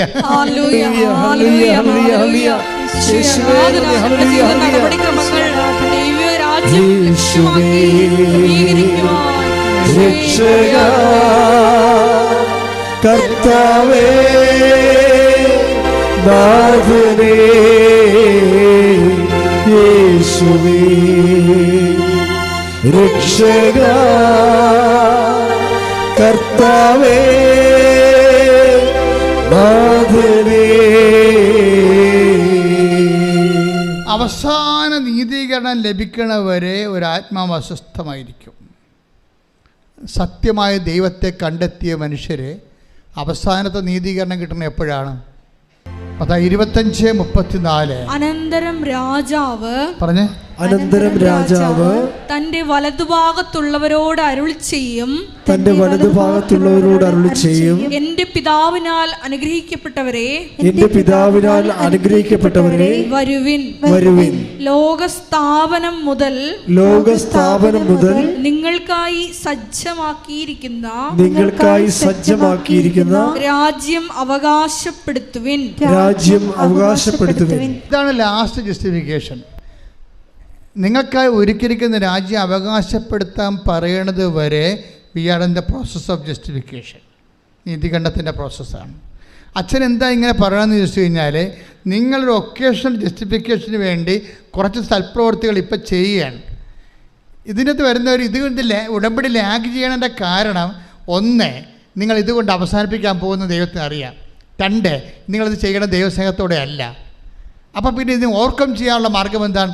ദൈവത്തോട് നേരത്തെ മുൻകൂർ ജാമ്യം പറയണം, ഞാൻ ഇതുകൊണ്ട് ക്രിസ്തീയ ജീവിതം അവസാനിപ്പിക്കത്തില്ല, ഞാൻ ദൈവസ്നേഹത്തോട് മാത്രമേ എൻ്റെ ജീവിതം ചെയ്യത്തുള്ളൂ. പക്ഷേ ഇങ്ങനെ നൗ ആൻഡ് ദെൻ ആയിട്ടൊരു വ്യക്തിക്ക് അത് ഐഡിയലല്ല. നൗ ആൻഡ് ദെൻ, അപ്പോഴും ഇപ്പോഴൊക്കെ ആയിട്ട് കുറച്ച് സൽപ്രവർത്തികൾ ചെയ്ത് അത് ഫങ്ഷനായിട്ട് മാറ്റാം. പക്ഷേ മിഷനായിട്ടാണിത് വരേണ്ടത്. എന്താ കാര്യം വെച്ച് കഴിഞ്ഞാൽ, നാം ഇപ്പം ക്രിസ്തീയ ജീവിതം യോഹന്നാന്റെ സുവിശേഷം 14:15 എടുത്ത് ശ്രദ്ധിക്കട്ടെ. Hallelujah hallelujah hallelujah hallelujah hallelujah യേശുവേ നന്ദി. ഹല്ലേലൂയ ഹല്ലേലൂയ യേശുവേ സ്തുതി. ഹല്ലേലൂയ. 14:15 നിങ്ങൾ എന്നെ സ്നേഹിക്കുന്നുവെങ്കിൽ എന്റെ കൽപ്പന പാലിക്കും. അടുത്ത വചനം വായിച്ചേ. ഞാൻ പിതാവിനോട് അപേക്ഷിക്കുകയും എന്നേക്കും നിങ്ങളോട് കൂടെ ആയിരിക്കാൻ മറ്റൊരു സഹായകനെ അവിടുന്ന് നിങ്ങൾക്ക് തരികയും ചെയ്യും. അപ്പോൾ 1, ഈ കാര്യങ്ങളെല്ലാം 14:15 അനുസരിച്ചാണ് ചെയ്യേണ്ടത്. എന്താണ്? ദൈവസ്നേഹത്തോടെയാണ് ചെയ്യേണ്ടത്. അങ്ങനെ ദൈവസ്നേഹത്തോട് ചെയ്തു കഴിഞ്ഞാൽ ക്രിസ്തു നമ്മളിൽ വസിക്കുന്നത് അവൻ്റെ ആത്മാവോട് കൂടിയായിരിക്കുമെന്നാണ് കർത്താവിൻ്റെ വെളിപ്പെടുത്തൽ, വചനത്തിൻ്റെ വെളിപ്പെടുത്തൽ. പ്രാർത്ഥിക്കുക. കർത്താവായ ദൈവമേ, അപ്പോഴും ഇപ്പോഴും നല്ല പ്രവൃത്തികൾ ചെയ്യുന്ന കാര്യം കാണാനുള്ള കാര്യപരിപാടിയേക്കാൾ സത്യസന്ധമായി ജീവിതം സുവിശേഷ സ്നേഹത്താൽ ദൈവസ്നേഹത്തോടെ പുനഃക്രമീകരിച്ചുകൊണ്ട് കൃപയിൽ നിറയുവാൻ വളരുവാൻ എന്നെ അഭിഷേകം ചെയ്യട്ടെ. ആത്മാവ ദൈവമേ വരണേ, എന്റെ ഉള്ളിൽ വസിക്കാൻ വരണേ. പരിശുദ്ധ പരമദിവ്യകാരുണ്യത്തിന് ആരാധനയും സ്തുതിയും പുകഴ്ചയും ഉണ്ടായിരിക്കട്ടെ. നിങ്ങൾക്കറിയാവോ, ഇന്ന് എന്തുമാത്രം ആൾക്കാരാണ് മാതാവിന് സംസാരിക്കണം. അവിടെ പ്രാർത്ഥന തന്നെ സ്നേഹത്തിൻ്റെ സംസാരമാക്കി മാറ്റി. അപ്പോൾ അവിടെ ദൈവസ്നേഹം കൂടി ലവ് ലെവൽ വർദ്ധിപ്പിച്ചു. ഇത് ഉടമ്പടി പെട്ടെന്ന് കത്താനുള്ളൊരു മാർഗ്ഗമാണിത്. എന്താണ്? നിങ്ങളുടെ ലവ് ലെവൽ വർദ്ധിപ്പിക്കണം. ലവ് ലെവൽ വർദ്ധിപ്പിക്കുമ്പോൾ ഒരു കുഴപ്പമുണ്ട്. എന്താ പ്രശ്നം? നിങ്ങളുടെ വെറുപ്പ്, വിദ്വേഷം, പക, ചതി, അഹങ്കാരം, മുൻകോപം, കലഹം, ഭിന്നത, അതെല്ലാം മാറ്റേണ്ടി വരും. പക്ഷെ അതെല്ലാം മാറ്റേണ്ടി വരുമെന്ന് പറയുമ്പോഴേ നിങ്ങൾക്കറിയാമല്ലോ, ക്രിസ്തുവിൻ്റെ വചനങ്ങൾ, ചില വചനങ്ങൾ അച്ഛൻ പറഞ്ഞിട്ടുണ്ട് ഭയങ്കര കഠിനമാണെന്ന്, അല്ലേ? ക്രിസ്തുവിൻ്റെ വചനങ്ങൾ കഠിനമാണ്. കഠിനമല്ല സംഭവം എന്ന് വെച്ച് കഴിഞ്ഞാൽ, ദൈവസ്നേഹം ഇല്ലാതെ ചില വചനങ്ങൾ ക്രാക്ക് ചെയ്യാൻ പറ്റത്തില്ല. കാര്യം ഇതിനകത്ത് ദൈവത്തെ കാണണ്ടേ. ഇപ്പം നിന്നോട് ചണ്ട കൂടി നിൻ്റെ ഉടുപ്പ് കരസ്ഥമാക്കാൻ ഉദ്യമിക്കുന്നവന് അവനിൽ പോലും അവനെന്താ കൊടുക്കേണ്ടത്? മേലെങ്കിൽ കൂടി കൊടുക്കാൻ. കാര്യം എന്താണ്? ഇവനെ ക്രിസ്തുവായിട്ടാണ് നമ്മൾ കാണേണ്ടത്. മനസ്സിലായി? ക്രിസ്തുവിൻ്റെ വേറെ എന്നെ വിശുദ്ധിയിൽ വളർത്താൻ, എന്നെ കൃപയിൽ ഉയർത്താൻ ക്രിസ്തു വേറെ ഒരു വേഷമായി എന്നെ പരിപാലിക്കുകയാണ്. ഇത് ഭയങ്കരമാണ്. ഇതുകൊണ്ടാണ് നീ ശത്രുവിനെ പോലും ഐഡൻറ്റിഫൈ ചെയ്യണമെന്ന് പറയണത്, അല്ലേ? അങ്ങനെ വചനമില്ലേ? ശത്രുവിനെ സ്നേഹത്തെക്കുറിച്ച് പറയുമ്പോൾ ശ്രദ്ധിക്കട്ടെ മക്കളെ, ശ്രദ്ധിക്കട്ടെ. Hallelujah, hallelujah, hallelujah, hallelujah. മത്തായി ശ്ലീഹായുടെ സുവിശേഷം 5:43 എടുത്തേ. അയൽക്കാരനെ സ്നേഹിക്കുക, പറഞ്ഞേ. അയൽക്കാരനെ സ്നേഹിക്കുക, ശത്രുവിനെ ദ്വേഷിക്കുക, ശത്രുവിനെ ദ്വേഷിക്കുക എന്ന് പറഞ്ഞിട്ടുള്ളത് നിങ്ങൾ കേട്ടിട്ടുണ്ടല്ലോ. എന്നാൽ ഞാൻ നിങ്ങളോട് പറയുന്നു, ശത്രുക്കളെ സ്നേഹിക്കുവിൻ, നിങ്ങളെ പീഡിപ്പിക്കുന്നവർക്ക് വേണ്ടി പ്രാർത്ഥിക്കുവിൻ. അങ്ങനെ നിങ്ങൾ നിങ്ങളുടെ സ്വർഗസ്ഥനായ പിതാവിന്റെ മക്കളായി തീരും. ഇതൊരു ഭയങ്കര ഗോസ്പൽ മെക്കാനിസമാണ്. ദൈവത്തിൻ്റെ ലക്ഷ്യം എന്താണ്? നിങ്ങളെ സ്വർഗസ്ഥനായ പിതാവിൻ്റെ മക്കളാക്കുകയാണ്. അല്ലാതെ അവരോട് ക്ഷമിച്ചിട്ട് നാണം കെടുക്കുക എന്നുള്ളതിനാണ് നിങ്ങൾ പ്രാധാന്യം കൊടുക്കുന്നത്, ഇല്ലേ? നമ്മളെ തന്തയ്ക്ക് വിളിച്ച് എൻ്റെ അടുത്ത് പോയി നമ്മൾ പിന്നെ അങ്ങോട്ട് ക്ഷമിക്കാനല്ല പറഞ്ഞിരിക്കണത്. അപ്പോൾ നമ്മൾ ഓർക്കുന്നത് എന്ത് പരിപാടി, അവൻ പിന്നെയും നമ്മൾ കളിയാക്കത്തില്ലേ? അപ്പോൾ നമ്മളെ മാനുഷികതയാണ് നമ്മൾ അവിടെ അഡ്രസ്സ് ചെയ്യണത്. ക്രിസ്തു നമ്മുടെ മാനുഷികത അല്ല അഡ്രസ്സ് ചെയ്യണത്. എന്താ പറയണത്? നിങ്ങളെ അങ്ങനെ ചെയ്താൽ നിങ്ങൾ ദൈവരാജ്യത്തിൻ്റെ മക്കളായി മാറുമെന്നാണ്. എന്താ പ്രശ്നം വെച്ച് കഴിഞ്ഞാൽ, നമ്മുടെ ലവ് ലെവൽ വർദ്ധിപ്പിക്കാൻ വേണ്ടി ഒരു ശത്രുവിൻ്റെ വേഷം കൊണ്ട് ദൈവം വരികയാണ്. ദൈവം തന്നെയാണത്, മനസ്സിലായില്ലേ? അത് വളരെ ശ്രദ്ധിച്ചാൽ മനസ്സിലാകും. ആധ്യാത്മിക ജ്ഞാനം വേണം ഈ വിഷയത്തിൽ. വെച്ചാൽ നമ്മളെ ദൈവ പൈതലാക്കാൻ വേണ്ടി എന്താ ചെയ്തത്? ദൈവം എന്ത് വേഷം കെട്ടാനും തയ്യാറാണ്. അതിലൊരു വേഷമാണ് ശത്രുത എന്ന് പറയണത്. നിങ്ങൾ ചണ്ട കൂടുന്ന വേഷം, ചിലപ്പോൾ അതിൻ്റെ അകത്ത് ജ്ഞാനപരമുള്ളവൻ. അതുകൊണ്ടാണ് ക്രിസ്തു മിണ്ടാതിരിക്കും എപ്പോഴും, കുരിശിൽ പോരും. എന്താ കാര്യം? ഇതെല്ലാം പിതാവാണെന്ന് ഈശോയ്ക്ക് അറിയാമായിരുന്നു.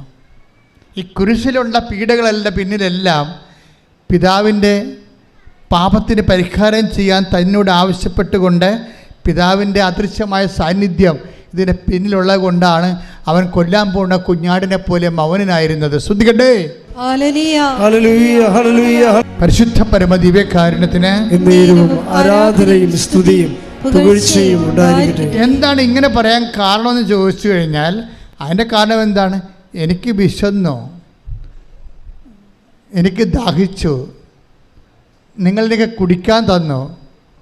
അപ്പോൾ അവരോട് ചോദിക്കും, അവർ ഈശോയോട് ചോദിക്കും, നിന്നെ എപ്പോഴാണ് വിശക്കുന്നതിനെ കണ്ടത്? എൻ്റെ ഏറ്റവും എളിയവനിൽ നീ കൊടുത്തപ്പോൾ എനിക്ക് തന്നെയാണ് ചെയ്തു തന്നത്. അപ്പോൾ ഈ ശത്രുവിനെ നമ്മൾ സ്നേഹിക്കുമ്പോൾ ഈ ശത്രുതയല്ലേ ഏറ്റവും കൂടുതൽ എന്നെ ഹർട്ട് ചെയ്യണത്. അപ്പോൾ അതിനെ അതിലംഘിച്ചുകൊണ്ട് ഞാൻ ദൈവസ്നേഹം കൊടുക്കുമ്പോൾ ഞാൻ ദൈവപൈതലായിട്ട് ഗ്രേഡറ്റ് ചെയ്യുകയാണ്. എന്താ കാര്യം? നിത്യത കണ്ടുകൊണ്ടാണ് വചനങ്ങളെല്ലാം കഠിനമാക്കി വെച്ചിരിക്കുന്നത്. നിത്യതയുടെ ഒരു വാട്ടർ മാർക്ക് എല്ലാ വചനങ്ങളിലും ഉണ്ട്, പ്രത്യേകിച്ച് കടുപ്പമുള്ള വചനങ്ങളിൽ. വെളിപാട് 22:11 അനീതി ചെയ്തിരുന്നവൻ പറഞ്ഞേ, അനീതി ചെയ്തിരുന്നവൻ ഇനിയും അനീതി ചെയ്തു കൊള്ളട്ടെ. കൈയടിച്ച് ചെയ്തു കൊള്ളട്ടെ. എങ്ങനെയുണ്ട് പരിപാടി? കേട്ടോ കേട്ടോ കേട്ടോ. ബൈബിള് തീരാൻ പോകുകയാണ്. ലാസ്റ്റ് വാക്കുകളാണ്. എന്താണ്? അനീതി ചെയ്തിരുന്നവൻ ഇനിയും അനീതി ചെയ്തു കൊള്ളട്ടെ. ചെയ്തു കൊള്ളട്ടെ. പാപക്കറ പുരണ്ടവൻ ഇനിയും അങ്ങനെ തന്നെ കഴിഞ്ഞുകൊള്ളട്ടെ. നീതിമാൻ ഇനിയും നീതി പ്രവർത്തിക്കട്ടെ. വിശുദ്ധൻ ഇനിയും വിശുദ്ധീകരിക്കപ്പെടട്ടെ. ലാസ്റ്റ് സമയത്തിൻ്റെ അവസാനം ആരെയും മാനസാന്തരയ്ക്ക് വിളിക്കാത്ത ലോകത്തിലെ ഒരേ ഒരു പുസ്തകമാണ് ബൈബിൾ. എന്താ കാര്യം വെച്ച് കഴിഞ്ഞാൽ കുറേ പേര് ബ്രാൻഡഡ് ആയിരിക്കുകയാണ്. അവൻ മാനസാന്തരപ്പെടാൻ ദൈവം ആഗ്രഹിക്കുന്നില്ല. കാര്യം അത് വരപ്രസാദമാണ്. മാനസാന്തരം ദൈവം നിങ്ങൾക്ക് നൽകുന്ന മനസ്സലിവാണ്. കഠിനമായ മനസ്സുള്ളവർ കഠിനമായിട്ട് തന്നെ പോകട്ടെ എന്ന് പറയും. കഠിനമല്ലാതെ മനസ്സലിവുള്ളവനായി നിൽക്കട്ടെ, ഇനി സമയമില്ലെന്ന് പറയും. എല്ലാ മനുഷ്യൻ്റെ മുന്നിൽ ഈ സമയമില്ലാത്തൊരു സമയം വന്നിട്ട് പറയും, don't repeat, don't contrite, don't have contrition, don't repent. എന്നെയും നിൻ്റെയും മുഖത്ത് നോക്കി ദൈവം എന്നെങ്കിലും ഇനി മാനസാന്തരപ്പെടണമെന്ന് പറഞ്ഞാൽ ഒരു തീരുമാനമാകും. അപ്പോഴേ ഇതൊരു സമയമാണ്. മാനസാന്തരം ഒരു സമയമാണ്. ഹൃദയത്തിൻ്റെ അലിവ് ഞാൻ എപ്പോഴും ഓർക്കുകയും ഒരു പുരോഹിതൻ ബൈബിളിൽ കഥ പറയുമ്പോൾ കർത്താവ് അതിൻ്റെ അകത്ത് ഞാൻ പറഞ്ഞില്ലേ, നിത്യതയുടെ വാട്ടർ മാർക്കിനെ വെക്കും. നിത്യതയുടെ ഒരു ജലമുദ്ര വെച്ചിട്ടാണ് ബൈബിൾ ചെയ്തിരിക്കുന്നത്. ഇപ്പോൾ ഓരോ കഥ പറയുമ്പോഴും അതിൻ്റെ അകത്ത് ഈ നിത്യതയുടെ വാട്ടർ മാർക്ക് കാണാം. എന്താ പറയണത്? ഒരു മനുഷ്യൻ ചോദിച്ചു, നിത്യജീവൻ പ്രാപിക്കാൻ ഞാൻ എന്ത് ചെയ്യണം? അപ്പോൾ ഈശോ പറഞ്ഞു, നിയമത്തിൽ എന്താണ് എഴുതിയിരിക്കണത്? അപ്പോൾ അവരെന്ത് പറയും? എല്ലാത്തിനേക്കാളും ഒരു ദൈവത്തെ സ്നേഹിക്കുക, നിന്നെപ്പോലും നിൻ്റെ അയൽക്കാരനെ സ്നേഹിക്കുക. എന്നാൽ നീ പോയി അതുപോലെ ചെയ്യുക. അപ്പം അവൻ തിരിച്ചു ചോദിക്കും, ആരാണ് എൻ്റെ അയൽക്കാരൻ? അപ്പോൾ ഈശോ പറയും, ഒരു മനുഷ്യൻ ജെറുസലേമിൽ നിന്ന് ജെറിക്കോയിലേക്ക് പോവുകയായിരുന്നു. കള്ളന്മാരുടെ കൈ അകപ്പെട്ടു. അവൻ്റെ വസ്തുവകൾ അടിച്ചു മാറ്റിയിട്ട് അവനെ മൃതപ്രായനായിട്ട് വഴി തള്ളി. ആ വഴിക്കൊരു ലെവയം പോയി, ആ വഴിക്കൊരു പുരോഹിതൻ പോയി. രണ്ട് കക്ഷികളും അൾത്താരയുമായിട്ട് ബന്ധപ്പെട്ട പാർട്ടിയാണ്. ലേവായനായാലും ശരി, അവരിൽ നിന്നാണ് പുരോഹിതനുണ്ടാകുന്നത്. അപ്പോൾ ഈ കർത്താവിനോട് അടുത്ത ശുശ്രൂഷ ചെയ്യുന്ന രണ്ട് കക്ഷികളെ ഈശോ കഥയിൽ കൊണ്ടുവരികയാണ്. എന്നിട്ട് കർത്താവുമായിട്ട് ഒരു അടുപ്പമില്ലാത്ത ഒരു സമറിയാക്കാരനെ കൊണ്ടുവരും. വ്യത്യാസം എന്താണെന്ന് ചോദിച്ചു കഴിഞ്ഞാൽ, ഈ രണ്ട് കക്ഷികളും എണ്ണയുമായിട്ട് കൈകാര്യം ചെയ്യുന്ന ആൾക്കാരാണ്. പുരോഹിതൻ എണ്ണയുമായിട്ട് കൈകാര്യം ചെയ്യുന്ന സദോക്ക് പുരോഹിതനാണ്. സോളമനെ എണ്ണ ഒഴിച്ച് വാഴിച്ച ആളാണ്. പുരോഹിതന് എണ്ണ കൈകാര്യം ചെയ്യേണ്ട ആളാണ്. ലെവയ പുരോഹിതനും അൾത്താറ എണ്ണ കൈകാര്യം ചെയ്യുന്ന ആളാണ്. പക്ഷേ ഈ രണ്ട് കക്ഷികളുടെ എണ്ണയില്ല. ഇനി ദൈവവുമായിട്ട് ബന്ധമില്ലാത്തൊരു മനുഷ്യന് എണ്ണയും കൊണ്ട് വരുന്നുണ്ട്. അവൻ്റെ പേരെന്താണ്? സമറിയക്കാരൻ. അവനിവനെ കണ്ടു, അടുത്ത് ചെന്നു എന്ന് ബൈബിൾ എന്നിട്ട് പറയും, അവൻ്റെ മനസ്സലിഞ്ഞു വന്നു. ശ്രദ്ധിക്കട്ടെ.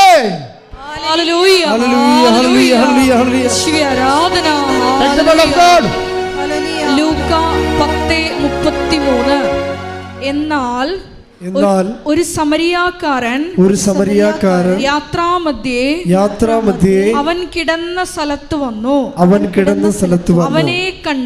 അവനെ കണ്ട് മനസ്സലിഞ്ഞ് അടുത്തു ചെന്ന് എണ്ണയും വീഞ്ഞും ഒഴിച്ച് അവന്റെ മുറിവുകൾ വച്ചുകെട്ടി തന്റെ കഴുതയുടെ പുറത്ത് കയറ്റി ഒരു സത്രത്തിൽ കൊണ്ടുചെന്ന് പരിചരിച്ചു. എൻ്റെ മക്കളെ, ഉടമ്പടി എടുത്തുകൊണ്ട് നിങ്ങൾ രോഗികളെ കാണുന്നു, പക്ഷെ മനസ്സറിയാതെ കാണാൻ പറ്റും. മനസ്സിലായില്ല? ഈ ഉടമ്പടി എടുത്തുകൊണ്ട് നിങ്ങൾ രോഗികളെ കാണുന്നു, അതുപോലെ തന്നെ ഓർഫണേജിൽ പോകുന്നു, വൃദ്ധസദനത്തിൽ പോകുന്നു, അവിടെ ഉടുപ്പലക്കുന്നു. പക്ഷേ എങ്ങനെയെങ്കിലും ദൈവം ഒന്ന് പ്രസാദിച്ച് എനിക്ക് ആ PR ഒന്ന് കിട്ടിയാൽ മതി. അതാണ് വിഷയം. അതിനകത്ത് വരുന്ന വിഷയം ഇതാണ്. പക്ഷെ അതിന് വേണ്ട കണ്ടന്റ് എന്താണ്? ഈ മനസ്സലിവാണ്. പ്രാർത്ഥിക്കുക, കർത്താവേ എനിക്ക് ഉടമ്പടി പ്രകാരം ദൈവസ്നേഹത്തോടെ എല്ലാ ദീനക്കാരിലും അങ്ങേ കാണുമ്പോൾ മനസ്സലിയാൻ എന്നെ സഹായിക്കണം. മനസ്സലിവ് ആദ്യം ഉണ്ടായത് ആർക്കാണ്? ഈശോയ്ക്കാണ്. ടേക്ക് ദ ബെഡ് ഓഫ് ജനത്തെക്കൂട്ടത്തെ കണ്ടപ്പോൾ അതിന് അനുകമ്പ തോന്നി. ശ്രദ്ധിക്കട്ടെ. ഹല്ലേലൂയ. Hallelujah, hallelujah. മത്തായി 9:36. ജനക്കൂട്ടങ്ങളെ കണ്ടപ്പോൾ യേശുവിന് അവരുടെ മേൽ അനുകമ്പ തോന്നി.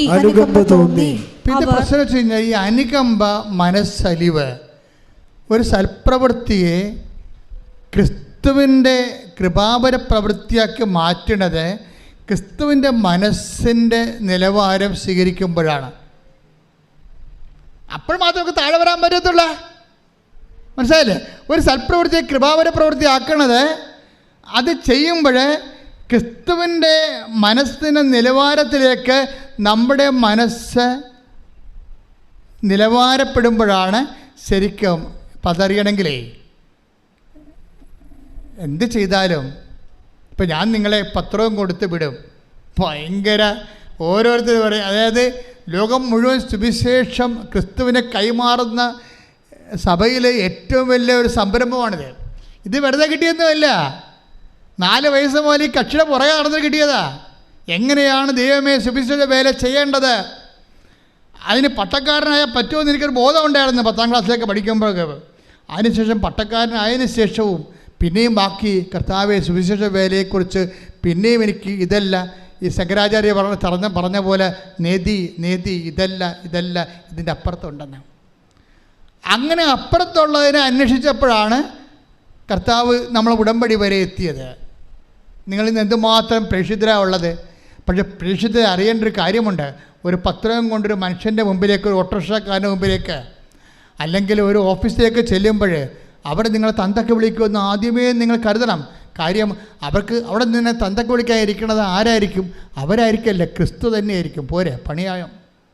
കാര്യം വചനം അങ്ങനെയല്ല പോണത്. നിങ്ങളെ ഉപദ്രവിക്കുന്നവരിൽ ആരെ കാണണമെന്നാണ് പറയണത്? ക്രിസ്തുവിനെ കാണണം. എന്നിട്ട് എന്താ കാണണത്? ഈ മനോഭാവം സ്വീകരിച്ചുകൊണ്ട് നിങ്ങൾ എളിമപ്പെടണം. അല്ലാതെ അവരെയും തന്തക്ക് വിളിച്ചിട്ട് പോരരുത്. മനസ്സിലായില്ലേ? അതുകൊണ്ടാണ് യേശു ക്രിസ്തുവിൻ്റെ മനോഭാവം. Take the word of God. ഫിലിപ്പി 2:6. ശ്രുതികട. ഹല്ലേലൂയ. ഫിലിപ്പി 2:5 മുതലുള്ള തിരുവചനങ്ങൾ. യേശുക്രിസ്തുവിനുണ്ടായിരുന്ന ഈ മനോഭാവം പറഞ്ഞ യേശുക്രിസ്തുവിനുണ്ടായിരുന്ന ഈ മനോഭാവം നിങ്ങളിലും ഉണ്ടാകട്ടെ. ദൈവത്തിന്റെ രൂപത്തിലായിരുന്നെങ്കിൽ അവൻ ദൈവവുമായുള്ള സമാനത നിലനിർത്തേണ്ട ഒരു കാര്യമായി പരിഗണിച്ചില്ല. തന്നെ തന്നെ ശൂന്യനാക്കിക്കൊണ്ട് ദാസന്റെ രൂപം സ്വീകരിച്ച് മനുഷ്യരുടെ സാദൃശ്യത്തിൽ ആയിത്തീർന്ന് ആകൃതിയിൽ മനുഷ്യനെ പോലെ കാണപ്പെട്ടു. ഈ ആകൃതിയും മനുഷ്യനെ പോലെ ആയി കാണപ്പെട്ടു എന്നുള്ള മനുഷ്യാവതാരം തുടരുകയാണ്. എന്താ കാര്യം? പല മനുഷ്യന്മാരും നമ്മളോട് ക്രിസ്തുവിൽ വളരൂ എന്ന് പറഞ്ഞുകൊണ്ട് നമ്മളെ പീഡിപ്പിക്കുകയും ഞെരുക്കുകയും ചെയ്യും. അപ്പോൾ എന്ത് ചെയ്യണമെന്നാണ് പറയണത്? ബുദ്ധിയും ബോധമുള്ളവൻ ആഹ്ലാദിച്ചുല്ലസിക്കുവൻ. എന്താ കാര്യം? സ്വർഗത്തിൽ നിങ്ങൾക്കുള്ള പ്രതിഫലം വലുതായിരിക്കും. ശ്രദ്ധിക്കട്ടെ. ഹല്ലേലൂയ. ലുക്ക 6:35. എന്നാൽ നിങ്ങൾ ശത്രുക്കളെ സ്നേഹിക്കുവിൻ. തിരിച്ചു കിട്ടും എന്ന് പ്രതീക്ഷിക്കാതെ മറ്റുള്ളവർക്ക് നന്മ ചെയ്യുകയും വായ്പ കൊടുക്കുകയും ചെയ്യുവിൻ. അപ്പോൾ നിങ്ങളുടെ പ്രതിഫലം വലുതായിരിക്കും. നിങ്ങൾ അത്യുന്നതന്റെ പുത്രന്മാരായിരിക്കുകയും ചെയ്യും. മനുഷ്യർ നിങ്ങളെ അവഹേളിക്കുകയും വ്യാജമായ എല്ലാത്തരം കുറ്റങ്ങളും നിങ്ങളുടെ മേൽ ആരോപിക്കുകയും ചെയ്യുമ്പോൾ നിങ്ങൾ ആഹ്ലാദിച്ചുല്ലസിക്കുവിൻ എന്ന് പറഞ്ഞ് മനുഷ്യർ നിങ്ങളെ അവഹേളിക്കുകയും എല്ലാ കുറ്റങ്ങളും നിങ്ങളുടെ മേൽ ആരോപിക്കുകയും ചെയ്യുമ്പോൾ ആഹ്ലാദിച്ചുല്ലസിക്കുവിൻ. എന്തുകൊണ്ടെന്നാൽ സ്വർഗത്തിലുള്ള പ്രതിഫലം വലുതായിരിക്കും. ഇപ്പം ചില സമയത്ത് ക്രിസ്തുവിന് വേണ്ടി ഇതുപോലെ അപമാനം ഏറ്റാൽ എന്ത് ചെയ്യണം? നമ്മൾ വിഷമിച്ച് വീട്ടിൽ പോരെന്നല്ല പറയണത്, ആഹ്ലാദിച്ച് ഉല്ലസിക്കണം. എന്താ കാര്യം?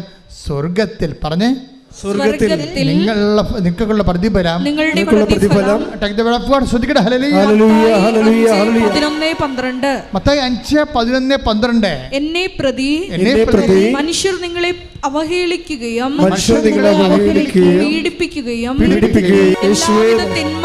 എല്ലാവിധ തിന്മകളും നിങ്ങൾക്കെതിരെ വ്യാജമായി പറയുകയും ചെയ്യുമ്പോൾ നിങ്ങൾ ഭാഗ്യവാന്മാർ, നിങ്ങൾ ആനന്ദിച്ചാഹ്ലാദിക്കുവിൻ. സ്വർഗ്ഗത്തിൽ നിങ്ങളുടെ പ്രതിഫലം വലുതായിരിക്കും. സ്വർഗത്തിൽ പ്രതിഫലമെന്ന് മാത്രം പറഞ്ഞാൽ ഓക്കെ, ഇതങ്ങനെയല്ല പ്രശ്നം. വലിയ പ്രതിഫലമുണ്ട്, ചെറിയ പ്രതിഫലമുണ്ട്. മനസ്സിലായില്ലേ? ഇത് ഭയങ്കര സീരിയസ് വിഷയമാണ്. അതായത് ഓരോ വ്യക്തികൾക്കും അവരുടെ അധ്വാനത്തിന് ആനുപേക്ഷികമായ പ്രതിഫലമാണ് ലഭിക്കുന്നത്. അപ്പം അതിനകത്ത് വലിയ പ്രതിഫലമുണ്ട്. ഞാൻ എപ്പോഴും നിങ്ങളോട് പറയും, സൂര്യനുണ്ട്, ചന്ദ്രനുണ്ട്, നക്ഷത്രങ്ങളുണ്ടെന്ന് പറഞ്ഞില്ലേ, അതുപോലെ തന്നെ മഹത്വം കൃപ സ്വീകരിക്കുന്ന അനുസരിച്ച് കൊണ്ട് നമുക്ക് ആർജിക്കുന്ന മഹത്വം വലിയ മഹത്വമുണ്ട്, ചെറിയ മഹത്വമുണ്ട്, മഹത്വമില്ലായ്മയും ഉണ്ടാകും ചിലപ്പോൾ.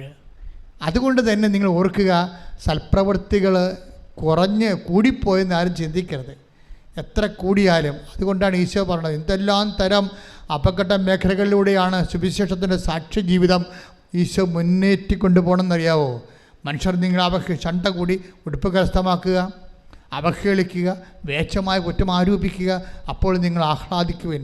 സത്യസന്ധമായ ദൈവത്തെ, സ്വർഗത്തെ കണ്ടവർക്ക് മാത്രമേ ഇതുപോലെ വ്യക്തമായിട്ട് മനുഷ്യരാശിയെ പ്രബോധിപ്പിക്കാൻ പറ്റത്തുള്ളൂ. അല്ലാത്തവർക്ക് വേദകപരമായിട്ടുള്ള കുറേ സ്വപ്നങ്ങളെ കൊണ്ട് കൊടുത്ത് മാനുഷികമായിട്ട് മനുഷ്യനെ വഞ്ചിക്കുകയാണ് ചെയ്യണത്. സത്യസന്ധമായി ഈ ഭൂമിയിൽ നാം അനുഭവിക്കുന്ന എണ്ണീന്ന് പറയുന്ന മാനസിക ശാരീരിക പീഡകൾ, when we receive it in the name of Jesus Christ, we are in our kingdom of God. നമ്മൾ ദൈവത്തിൻ്റെ ആലയത്തിലാണ്, അവൻ്റെ ദൈവരാജ്യത്തിലായിരിക്കും. അപ്പം ദൈവരാജ്യത്തിനെ പ്രതിയായിട്ട് നിങ്ങൾ കാഴ്ചവെക്കണം.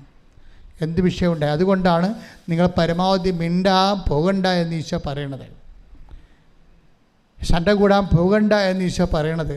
ചിലയിടത്ത് തോറ്റു കൊടുക്കാൻ പറയും, ചിലത് തല്ലും കൊണ്ട് പോരാൻ പറയും. എന്താ കാര്യം? നമുക്കിനിയും പോകാൻ ഇടമുണ്ട്. അതുകൊണ്ടാണ്. പോകാനിടമില്ലാത്തവർ തല്ലും കൊണ്ട് പോരണ്ട, തിരിച്ച് തല്ലിട്ട് പോരാൻ പറയും. അവർക്ക് പോകാൻ ഇടമില്ല. ഈ ഭൂമി വെച്ച് അവരുടെ ജീവിതം അവസാനിക്കുകയാണ്, സെമിത്തേരി വെച്ച്. പക്ഷെ നീ അങ്ങനെയല്ല. നിനക്ക് വേണ്ടി മരിച്ചവൻ നിനക്ക് വേണ്ടി ഉയർത്തെഴുന്നേറ്റുകൊണ്ട് അവൻ വീണ്ടും വരുമെന്ന് പറയുന്നുണ്ട്. സമരക്കാരൻ പറയുന്ന കഥയിൽ ഒരു വാക്കുണ്ട്. എന്താണ് ആ വാക്ക്? ആ മനുഷ്യനെ കൊണ്ട് സത്യത്തിലാക്കിയിട്ട് പറയും, 2 ദിനാറ കൊടുത്തിട്ട് പറയും, എന്തെങ്കിലും കുറവുണ്ടാകും, എനിക്കറിയാം, ഇവന് എന്തെങ്കിലും കുറവുണ്ടായാൽ ഞാൻ തന്നെ അത് നികത്താതിരിക്കത്തില്ല. എപ്പോഴാണ്? ഞാൻ തിരിച്ചു വരുമെന്ന്. ആരാണ് തിരിച്ചു വരാൻ പോണത്? നിനക്ക് വേണ്ടി ക്രൂശിക്കപ്പെട്ടവൻ തിരിച്ചു വരുമെന്ന് അവൻ പറഞ്ഞിട്ടുണ്ട്. അതാണ് ക്രിസ്തു. കൈയടിച്ച് കർത്താവ്. ലൂക്ക 10:35. അടുത്ത ദിവസം അവൻ സത്രം സൂക്ഷിപ്പുകാരന്റെ കയ്യിൽ 2 ദിനാറ കൊടുത്തിട്ട് പറഞ്ഞു, ഇവന്റെ കാര്യം നോക്കിക്കൊള്ളണം. കൂടുതലായി എന്തെങ്കിലും ചെലവാകുന്നെങ്കിൽ ഞാൻ തിരിച്ചു വരുമ്പോൾ തന്നുകൊള്ളാം. ഹല്ലേലൂയ, ആരാധന, ഹല്ലേലൂയ. പാടി വാഴ്ത്തുന്നെല്ലാരും, പ്രിയനേ സ്നേഹം ഓർക്കുന്നെല്ലാരും. എല്ലാവരും പാടി വാഴ്ത്തുന്നെല്ലാരും, പ്രിയനേ സ്നേഹം ഓർക്കുന്നെല്ലാരും.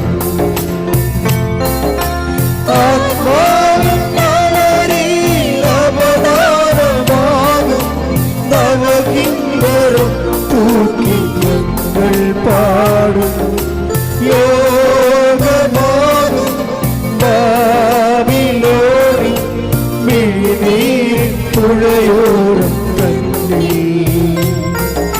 സ്തുതി പാടിടും.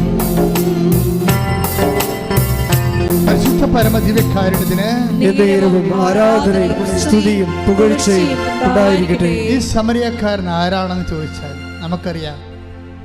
പരിശുദ്ധാത്മാവിലാണ് സുവിശേഷം വായിക്കുന്നുണ്ടെങ്കിൽ ആത്മാവ് അവനോട് പറയും, ഇത് നിനക്ക് വേണ്ടി ക്രൂശിക്കപ്പെട്ടവനാണ്. ഇവൻ്റെ കയ്യിരിക്കുന്ന വെള്ളം, ഇവൻ്റെ കയ്യിരിക്കുന്ന വീഞ്ഞും എണ്ണയുമാണ് നിന്നെ ആത്മാവിനെ പൂരിതമാക്കിയിരിക്കുന്ന ദൈവത്തിൻ്റെ കൃപ. ഇവനെന്താ പറയണത്?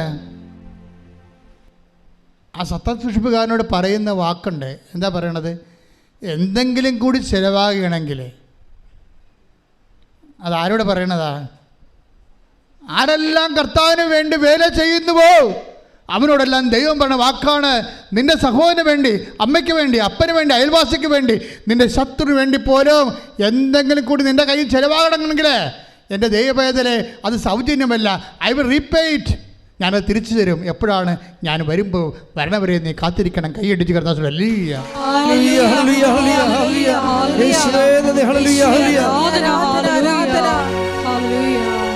നിത്യതയിൽ അവസാനം ഈശോ വരുന്നത് വരാണ് ആ വിഷയം. നമ്മളെല്ലാം ഈ സൽപ്രവൃത്തികളും കൃപാവര പ്രവൃത്തികളും ചെയ്യണത് എന്തുകൊണ്ടാണ്? അവൻ മഹത്വരാജനായി വീണ്ടും വരുമ്പോൾ അവൻ്റെ കൂടെ അവൻ്റെ സൂര്യശോഭയിലേക്ക് പ്രവേശിച്ചുകൊണ്ട് മഹത്വത്തിൻ്റെ സ്വർഗീയ വിരുന്നിലെ, സ്വർഗീയ ജെറുസലേമിലെ മണവാളിൻ്റെ കൂടെ സഭയാകുന്ന മണവാട്ടി നിത്യമായ ബാങ്കറ്റ് ആൻഡ് ഫീസ്റ്റിൻ്റെ സെലിബ്രേഷൻസിന് വേണ്ടി നമ്മൾ നമ്മുടെ ജീവിതത്തെ ഒരുക്കുകയാണ്. കൈയടിച്ച് കർത്താവ് ഇപ്പം കൂടിപ്പോയെന്നൊന്നും പറയരുത് കേട്ടോ. അപ്പനെയും അമ്മനെയും അയൽവാസികളെയൊക്കെ സഹായിച്ചതിൽ കൂടിപ്പോയെന്നൊന്നും പറയരുത്. കൂടിപ്പോയാൽ, എന്തെങ്കിലും കൂടുതൽ ചിലവായാൽ എന്താണ്? ഞാൻ തിരിച്ചു വരുമ്പോഴേ അത് നിത്യതയ്ക്ക് വേണ്ടിയുള്ള നിക്ഷേപമാണ്. കൈയടിച്ച് കർത്താവ് ഈ നമ്മൾ പറയുന്ന അയാൾ ആ മുറിവിലൊഴിച്ച എണ്ണയില്ലേ, ആ സമരക്കാരൻ എൻ്റെ ആ വഴിവെക്കിൽ മൃതപ്രമായി കിടന്ന മനുഷ്യൻ്റെ വ്രണങ്ങൾ എന്താണ് ഒഴിച്ചത്? എണ്ണയും വീഞ്ഞും. അതാണ് ഈ സൽപ്രവൃത്തികളെന്ന് പറയണത്. മനസ്സിലായില്ലേ? നമ്മൾ ചെയ്യുന്ന സൽപ്രവൃത്തികളുടെ പ്രതീകാത്മകമായ സുവിശേഷ വചനമാണ് എണ്ണയും വീഞ്ഞുമെന്ന്. ചില സമയത്ത് നമ്മൾ അതുകൊണ്ടാണ് ഈശോ പറയണത്, ഒരു ഭയങ്കര ബുദ്ധിമാന്മാരായിരിക്കും പക്ഷെ വിവരം ഉണ്ടാകത്തില്ലെന്ന്.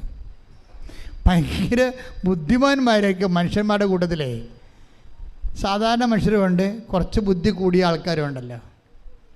അപ്പം അവരെല്ലാം ചെയ്യണത് നമ്മളെന്ത് കൊടുക്കുന്നു, നമുക്കെന്ത് കിട്ടുന്നു, അതിനൊരു അംശം അങ്ങോട്ട് കൊടുക്കുന്നു. നമ്മളൊരു ദൈവമായിട്ടൊരു ബിസിനസ്സിലാണ് നമ്മൾ ചെയ്യണത്. കാരണം നമ്മൾ പറയും അനിയത്തിയുണ്ട്, ചേട്ടത്തിയുണ്ട്, ചേട്ടനുണ്ട്, അവരുമൊക്കെ ഈ അമ്മ പറ്റത്തില്ലേ, പിന്നെ എനിക്ക് മാത്രം, എൻ്റെ പെട്ടയ്ക്ക് എന്ത് മാത്രം അമ്മ വന്ന് അത് കണക്ക് പറയില്ലേ. മിണ്ടാണ്ടിരിക്കാനാണ് എപ്പോഴും നല്ലത് കേട്ടോ. അപ്പോൾ ഉള്ളത് ചെയ്തതുപോലും ഇല്ലാണ്ടാവും. നമ്മളുടനെ പറയത്തില്ലേ, ആശുപത്രി പോയി നിൽക്കുമ്പോൾ, അമ്മയുടെ കൂടെ ആശുപത്രി പോയി നിൽക്കുമ്പോൾ പറയത്തില്ലേ, ഞാൻ മാത്രമുള്ള അനിയത്തിയുണ്ട്, അവൾ പോയി നിൽക്കണില്ല, അവൾ ടീച്ചറാണ്, മൂർത്തി ചേടത്തിയുണ്ട്, അവിടെ കാനഡയിൽ പോയിരിക്കുകയാണ്, അവളിങ്ങനെ വരത്തിരിക്കുക, പിടിക്കത്ത് പോയില്ല, ഞാൻ മാത്രമാണ്, എൻ്റെ പള്ളിക്കാണ് എല്ലാം കിടക്കണമെന്ന്. എൻ്റെ മക്കളെ, നിങ്ങൾ നിത്യതയിൽ നിനക്ക് ഓഹരി കിട്ടാൻ വേണ്ടി കർത്താവ് നിന്നെ പ്രത്യേകം തിരഞ്ഞെടുത്തിട്ട് നിനക്ക് ഈ വിഷയം ഏൽപ്പിച്ചേക്കുന്നത് ആരാണ്? ക്രിസ്തുവാണെന്ന് കരുതാത്തോളം കാലം നിനക്കൊരിക്കലും കൃപയായി ജീവിക്കാൻ പറ്റത്തില്ല. അവരെ ഒരിക്കലും കമ്പയർ ചെയ്യരുത് ഒരു വിഷയത്തിന്. ഇവിടെ എന്താ പ്രശ്നം? ചിലർക്ക് എണ്ണ ഉണ്ട്, ചിലർക്ക് എണ്ണയില്ല, അത്രേ ഉള്ളൂ. ഒരപ്പൻ്റെ അമ്മയുടെ മക്കളായിരിക്കാം. ചിലർക്ക് എണ്ണ കയ്യിലുണ്ടാകാം, ചിലർക്ക് കയ്യിൽ എണ്ണ ഉണ്ടാകത്തില്ല. അതാണ് പ്രശ്നം. അവരെ കുറ്റം പറഞ്ഞ എന്താ കാര്യം? അവരെണ്ണ വാങ്ങാൻ പോയിരിക്കുകയല്ലേ, അപ്പം മണവാളം വരും. പരിപാടി തീർന്നില്ലേ? വായിച്ച് 25:4 മത്തായി സുവിശേഷം. ശ്രദ്ധിക്കട്ടെ. Hallelujah, hallelujah, hallelujah, hallelujah. 25:4 മത്തായിയുടെ സുവിശേഷം. Hallelujah, hallelujah. മത്തായി 25:4 വിവേകമതികളാകട്ടെ വിളക്കുകളോടൊപ്പം പാത്രങ്ങളിൽ എണ്ണയും എടുത്തിരുന്നു. ഇപ്പൊ വിളക്ക് മാത്രം എടുത്തിട്ട് കാര്യമില്ല. ചില ആൾക്കാർ വചനം മാത്രമുണ്ട്, വിളക്കുണ്ട്, എണ്ണയില്ല. അതാണ് പ്രശ്നം. വിളക്ക്, ഈ 10 കന്യകമാരുടെ കയ്യിലും വിളക്കുണ്ടേ. എല്ലാവരും ഈ വിശ്വാസത്തിൽ വിളക്കിൽ തന്നെ വിശ്വസിക്കണത്. പക്ഷേ സംഭവം കത്തത്തില്ല.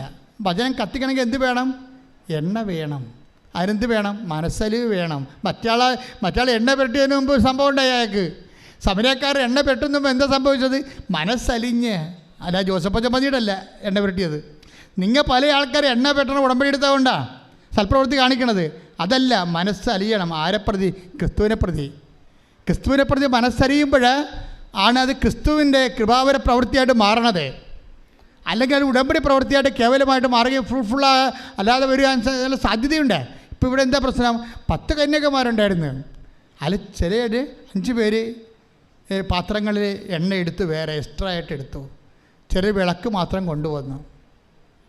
പക്ഷേ എന്താ പറയുക, അവസാനം ഷെയർ ചെയ്യാൻ പറ്റത്തില്ല. നീ എൻ്റെ ചേർത്തിയല്ലേ, നിൻ്റെ സൽപ്രവൃത്തി കുറച്ച് ഇങ്ങോട്ട് തരാൻ പറഞ്ഞാൽ തരാൻ പറ്റത്തില്ല. അതാ വിഷയം. അത് അവസാനമേ മനസ്സിലാകത്തുള്ളൂ.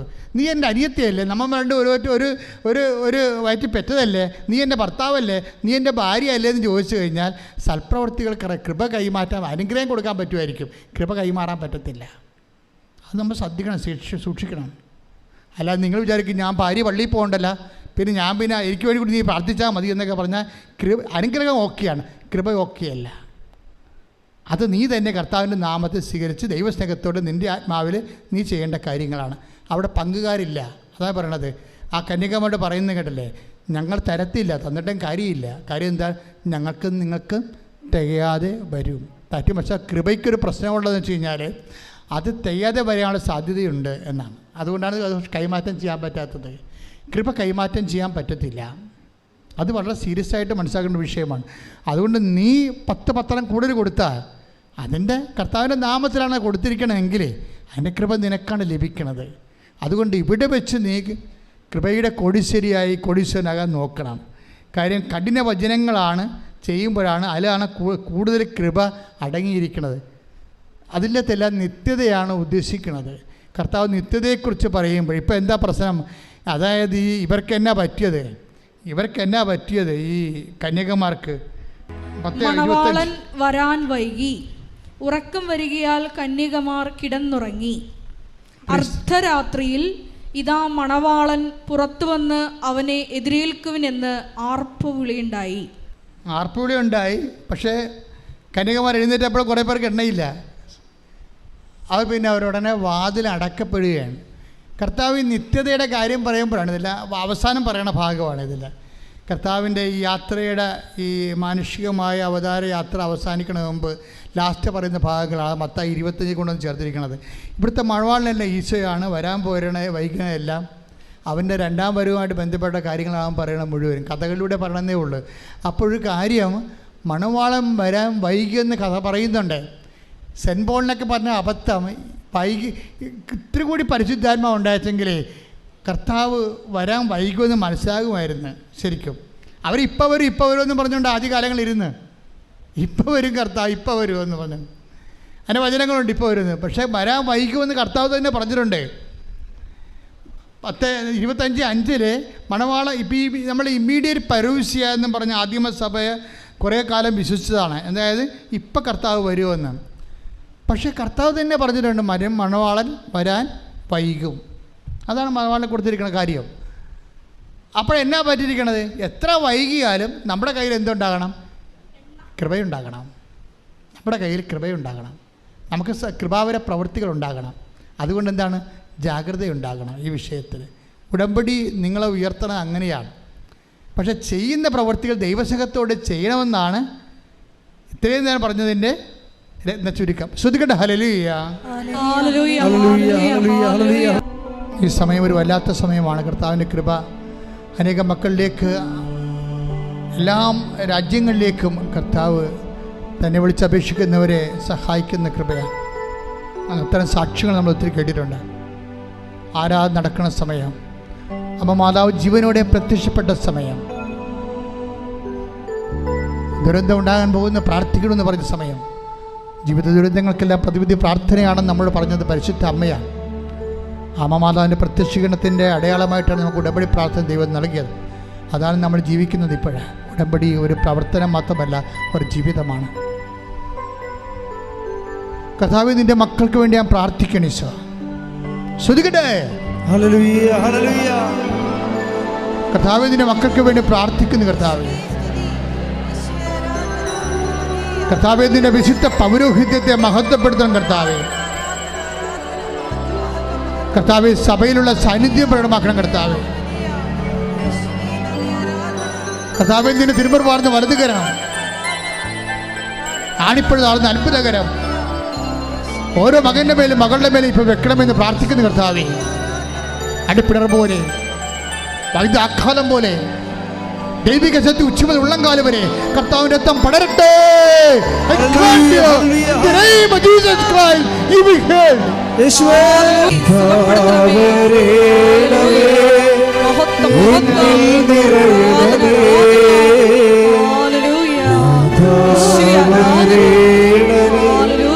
സൗഖ്യം നൽകണമേ, നാഥാവരേണമേ,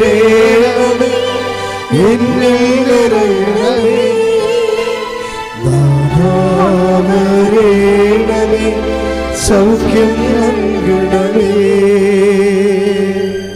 എൻ്റെ പ്രിയപ്പെട്ടവരെ, ഒരു മകനെപ്പോലും മകളെപ്പോലും തന്നെ വിളിച്ചപേക്ഷിക്കുന്ന, നാമം വിളിച്ചപേക്ഷിക്കുന്ന ഒരു മകനെപ്പോലും കർത്താവ് ഒഴിവാക്കത്തില്ല. നിങ്ങൾ ധൈര്യമായിട്ട് രോഗമുള്ളിടത്ത് കൈകൾ വെച്ചുകൊണ്ട് പ്രാർത്ഥിക്കട്ടെ, സ്തുതിക്കട്ടെ, സ്തുതിക്കട്ടെ, സ്തുതിക്കട്ടെ. കർത്താവിൻ്റെ ഉന്നതമായ നാമത്തിൽ, സഭയുടെ അധികാരത്തിൽ, കുരിശിൻ്റെ അടയാളത്തിൽ, ദൈവത്തിൻ്റെ ശക്തിയാൽ, ഈ അൾത്താറയിൽ നടന്ന 10,000-കണക്കിന് ആരാധന ശക്തിയാൽ മാരക രോഗങ്ങൾ, തീരവേദികൾ, ജീവിത ദുരിതങ്ങൾ എൻ്റെ കർത്താവിൻ്റെ ഉന്നതമായ നാമത്തിൽ മാറിപ്പോകട്ടെ. കർത്താവേ, നിന്റെ ശക്തി ഒഴുക്കണമേ കർത്താവേ, നിന്റെ രക്തം ഒഴുക്കണമേ കർത്താവേ. കണ്ണീരോടെ പ്രാർത്ഥിക്കുന്ന കർത്താവേ, എല്ലാ പേശികളിലും, കോശങ്ങളിലും, അസ്ഥികളിലും, സന്ധികളിലും വാതരോഗങ്ങൾ, പിസ്തുല രോഗങ്ങൾ, പിസ്വ രോഗങ്ങൾ, ഹൃദയരോഗങ്ങൾ, കരരോഗങ്ങൾ, കിഡ്നി രോഗങ്ങൾ, തൈറോയ്ഡ് രോഗങ്ങൾ, ബ്രെയിൻ്റെ അസുഖങ്ങൾ, യേശു ക്രിസ്തുവിൻ്റെ നാമത്തിൽ മാരക രോഗങ്ങൾ, ത്വക്ക് രോഗങ്ങൾ യേശുവിന്റെ നാമത്തിൽ, യേശുവിന്റെ നാമത്തിൽ മാറിപ്പോകട്ടെ. ശ്രുതിക്കട്ടെ. പരമദിവ്യകാരുണ്യത്തിന് പരമദിവ്യകാരുണ്യത്തിന് പരമദിവ്യകാരുണ്യത്തിന്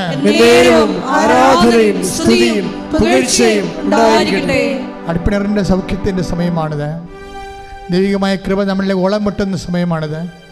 കർത്താവ് ഒരു മനുഷ്യനെ പോലും കണ്ണീരോടെ വരും കൈയോടെ പറഞ്ഞു വിടത്തില്ല. അവർ കണ്ണുനീരോടെയാണ് വരുന്നത്. ഞാനവരെ ആശ്വസിപ്പിച്ച് പറഞ്ഞേക്കുമെന്ന് പറഞ്ഞു. ദൈവത്തിൻ്റെ വചനമാണെങ്കിൽ ആകാശം മാറിയാലും ഭൂമി മാറിയാലും മാറാത്ത വചനം ഇപ്പോൾ നിന്നെ ആശ്വസിപ്പിക്കുന്ന സമയമാണ്. ശ്രുതിക്കട്ടെ. കൈകൾ കൂപ്പിക്കൊണ്ട് കർത്താവിനെ തന്നെ നോക്കിക്കൊണ്ട് പ്രാർത്ഥിക്കാം. ഇപ്പോൾ നമ്മൾ പ്രാർത്ഥിക്കാൻ പോകുന്ന വിഷയങ്ങൾ, വിവാഹം ഒത്തുവരാത്ത മക്കൾ. കൈകൾ കുപ്പി കണ്ണുകൾ തുറന്ന് കർത്താവിനെ നോക്കിക്കൊണ്ട് മനസ്സിൽ പ്രാർത്ഥിച്ചുകൊണ്ടിരിക്കുക. ഇപ്പോൾ നമ്മൾ പ്രാർത്ഥിക്കാൻ പോകുന്ന വിഷയങ്ങൾ, വിവാഹം ഒത്തുവരാത്ത മക്കൾ, കുഞ്ഞുങ്ങളില്ലാത്ത ദമ്പതികൾ, പരസ്പരം വിഘടിച്ച് വഴക്കിട്ട് അകന്നുപോയി കോടതി കേസാകാൻ പോകുന്ന ദമ്പതികൾ, ജോലിയില്ലാത്തവർ, വീടില്ലാത്തവർ, വീട് സ്ഥലവുമില്ലാത്തവർ, മക്കൾ വിദേശങ്ങളിൽ പഠിക്കാൻ പോയിട്ട് അവർക്ക് അവിടെ പരീക്ഷ എഴുതാൻ പറ്റാതെ നിൽക്കുന്നവർ, അവർക്ക് ജോലി കിട്ടാത്തവർ, PR കിട്ടാത്തവർ, അവർക്ക് വാടക വീട് പോലും കിട്ടാതെ അലയുകയും ഇപ്പോഴും ഇവിടുന്ന് പൈസ അയച്ചു കൊടുത്തുകൊണ്ടിരിക്കുന്നവർ, നാട്ടിൽ ജോലിയില്ലാതെ വിഷമിക്കുന്നവർ, വളരെ സാമ്പത്തികമായ തകർച്ചകളിലൂടെ കടന്നു പോകുന്നവർ, സ്ഥലം വിൽക്കാനുള്ളവർ, വിൽക്കാൻ പറ്റാത്തവർ, രക്ഷപ്പെടാനോ വീടും സ്ഥലവും പോലും ഇല്ലാത്തവർ, എല്ലാം കൊണ്ടും തകർന്ന് തരിപ്പടമായി ഞെരിഞ്ഞമരുന്നവർ, മാതാവേ, അമ്മ മാതാവേ, ജീവനോടെ പ്രത്യക്ഷപ്പെട്ട ഉടമ്പടി നൽകിയ അമ്മ, പരിശുദ്ധ അമ്മ, ദേവമാതാവേ, ഈശോയുടെ ജീവനോടെ പ്രത്യക്ഷപ്പെട്ടുകൊണ്ടിരിക്കുന്ന ഈ നിമിഷങ്ങളിൽ ഞങ്ങളുടെ മക്കൾക്ക് വേണ്ടി കണ്ണീരോടെ പ്രാർത്ഥിക്കുന്ന എന്തെല്ലാം വിധത്തിൽ ആരെല്ലാം ഏതെല്ലാം വേദന അനുഭവിക്കുന്നോ സഹായിക്കാൻ ഒരു മനുഷ്യൻ പോലും ഇല്ലാത്ത അവസ്ഥകൾ ദൈവത്തിൻ്റെ കരുണ, അമ്മയുടെ പ്രത്യേക കാരുണ്യമാധ്യത്തോടെ യേശു നാമത്തിൽ നിന്നെ വിടുതൽ പ്രാപിക്കുകയും സൗഖ്യപ്പെടുകയും ചെയ്യട്ടെ. ശ്രുതിക്കട്ടെ.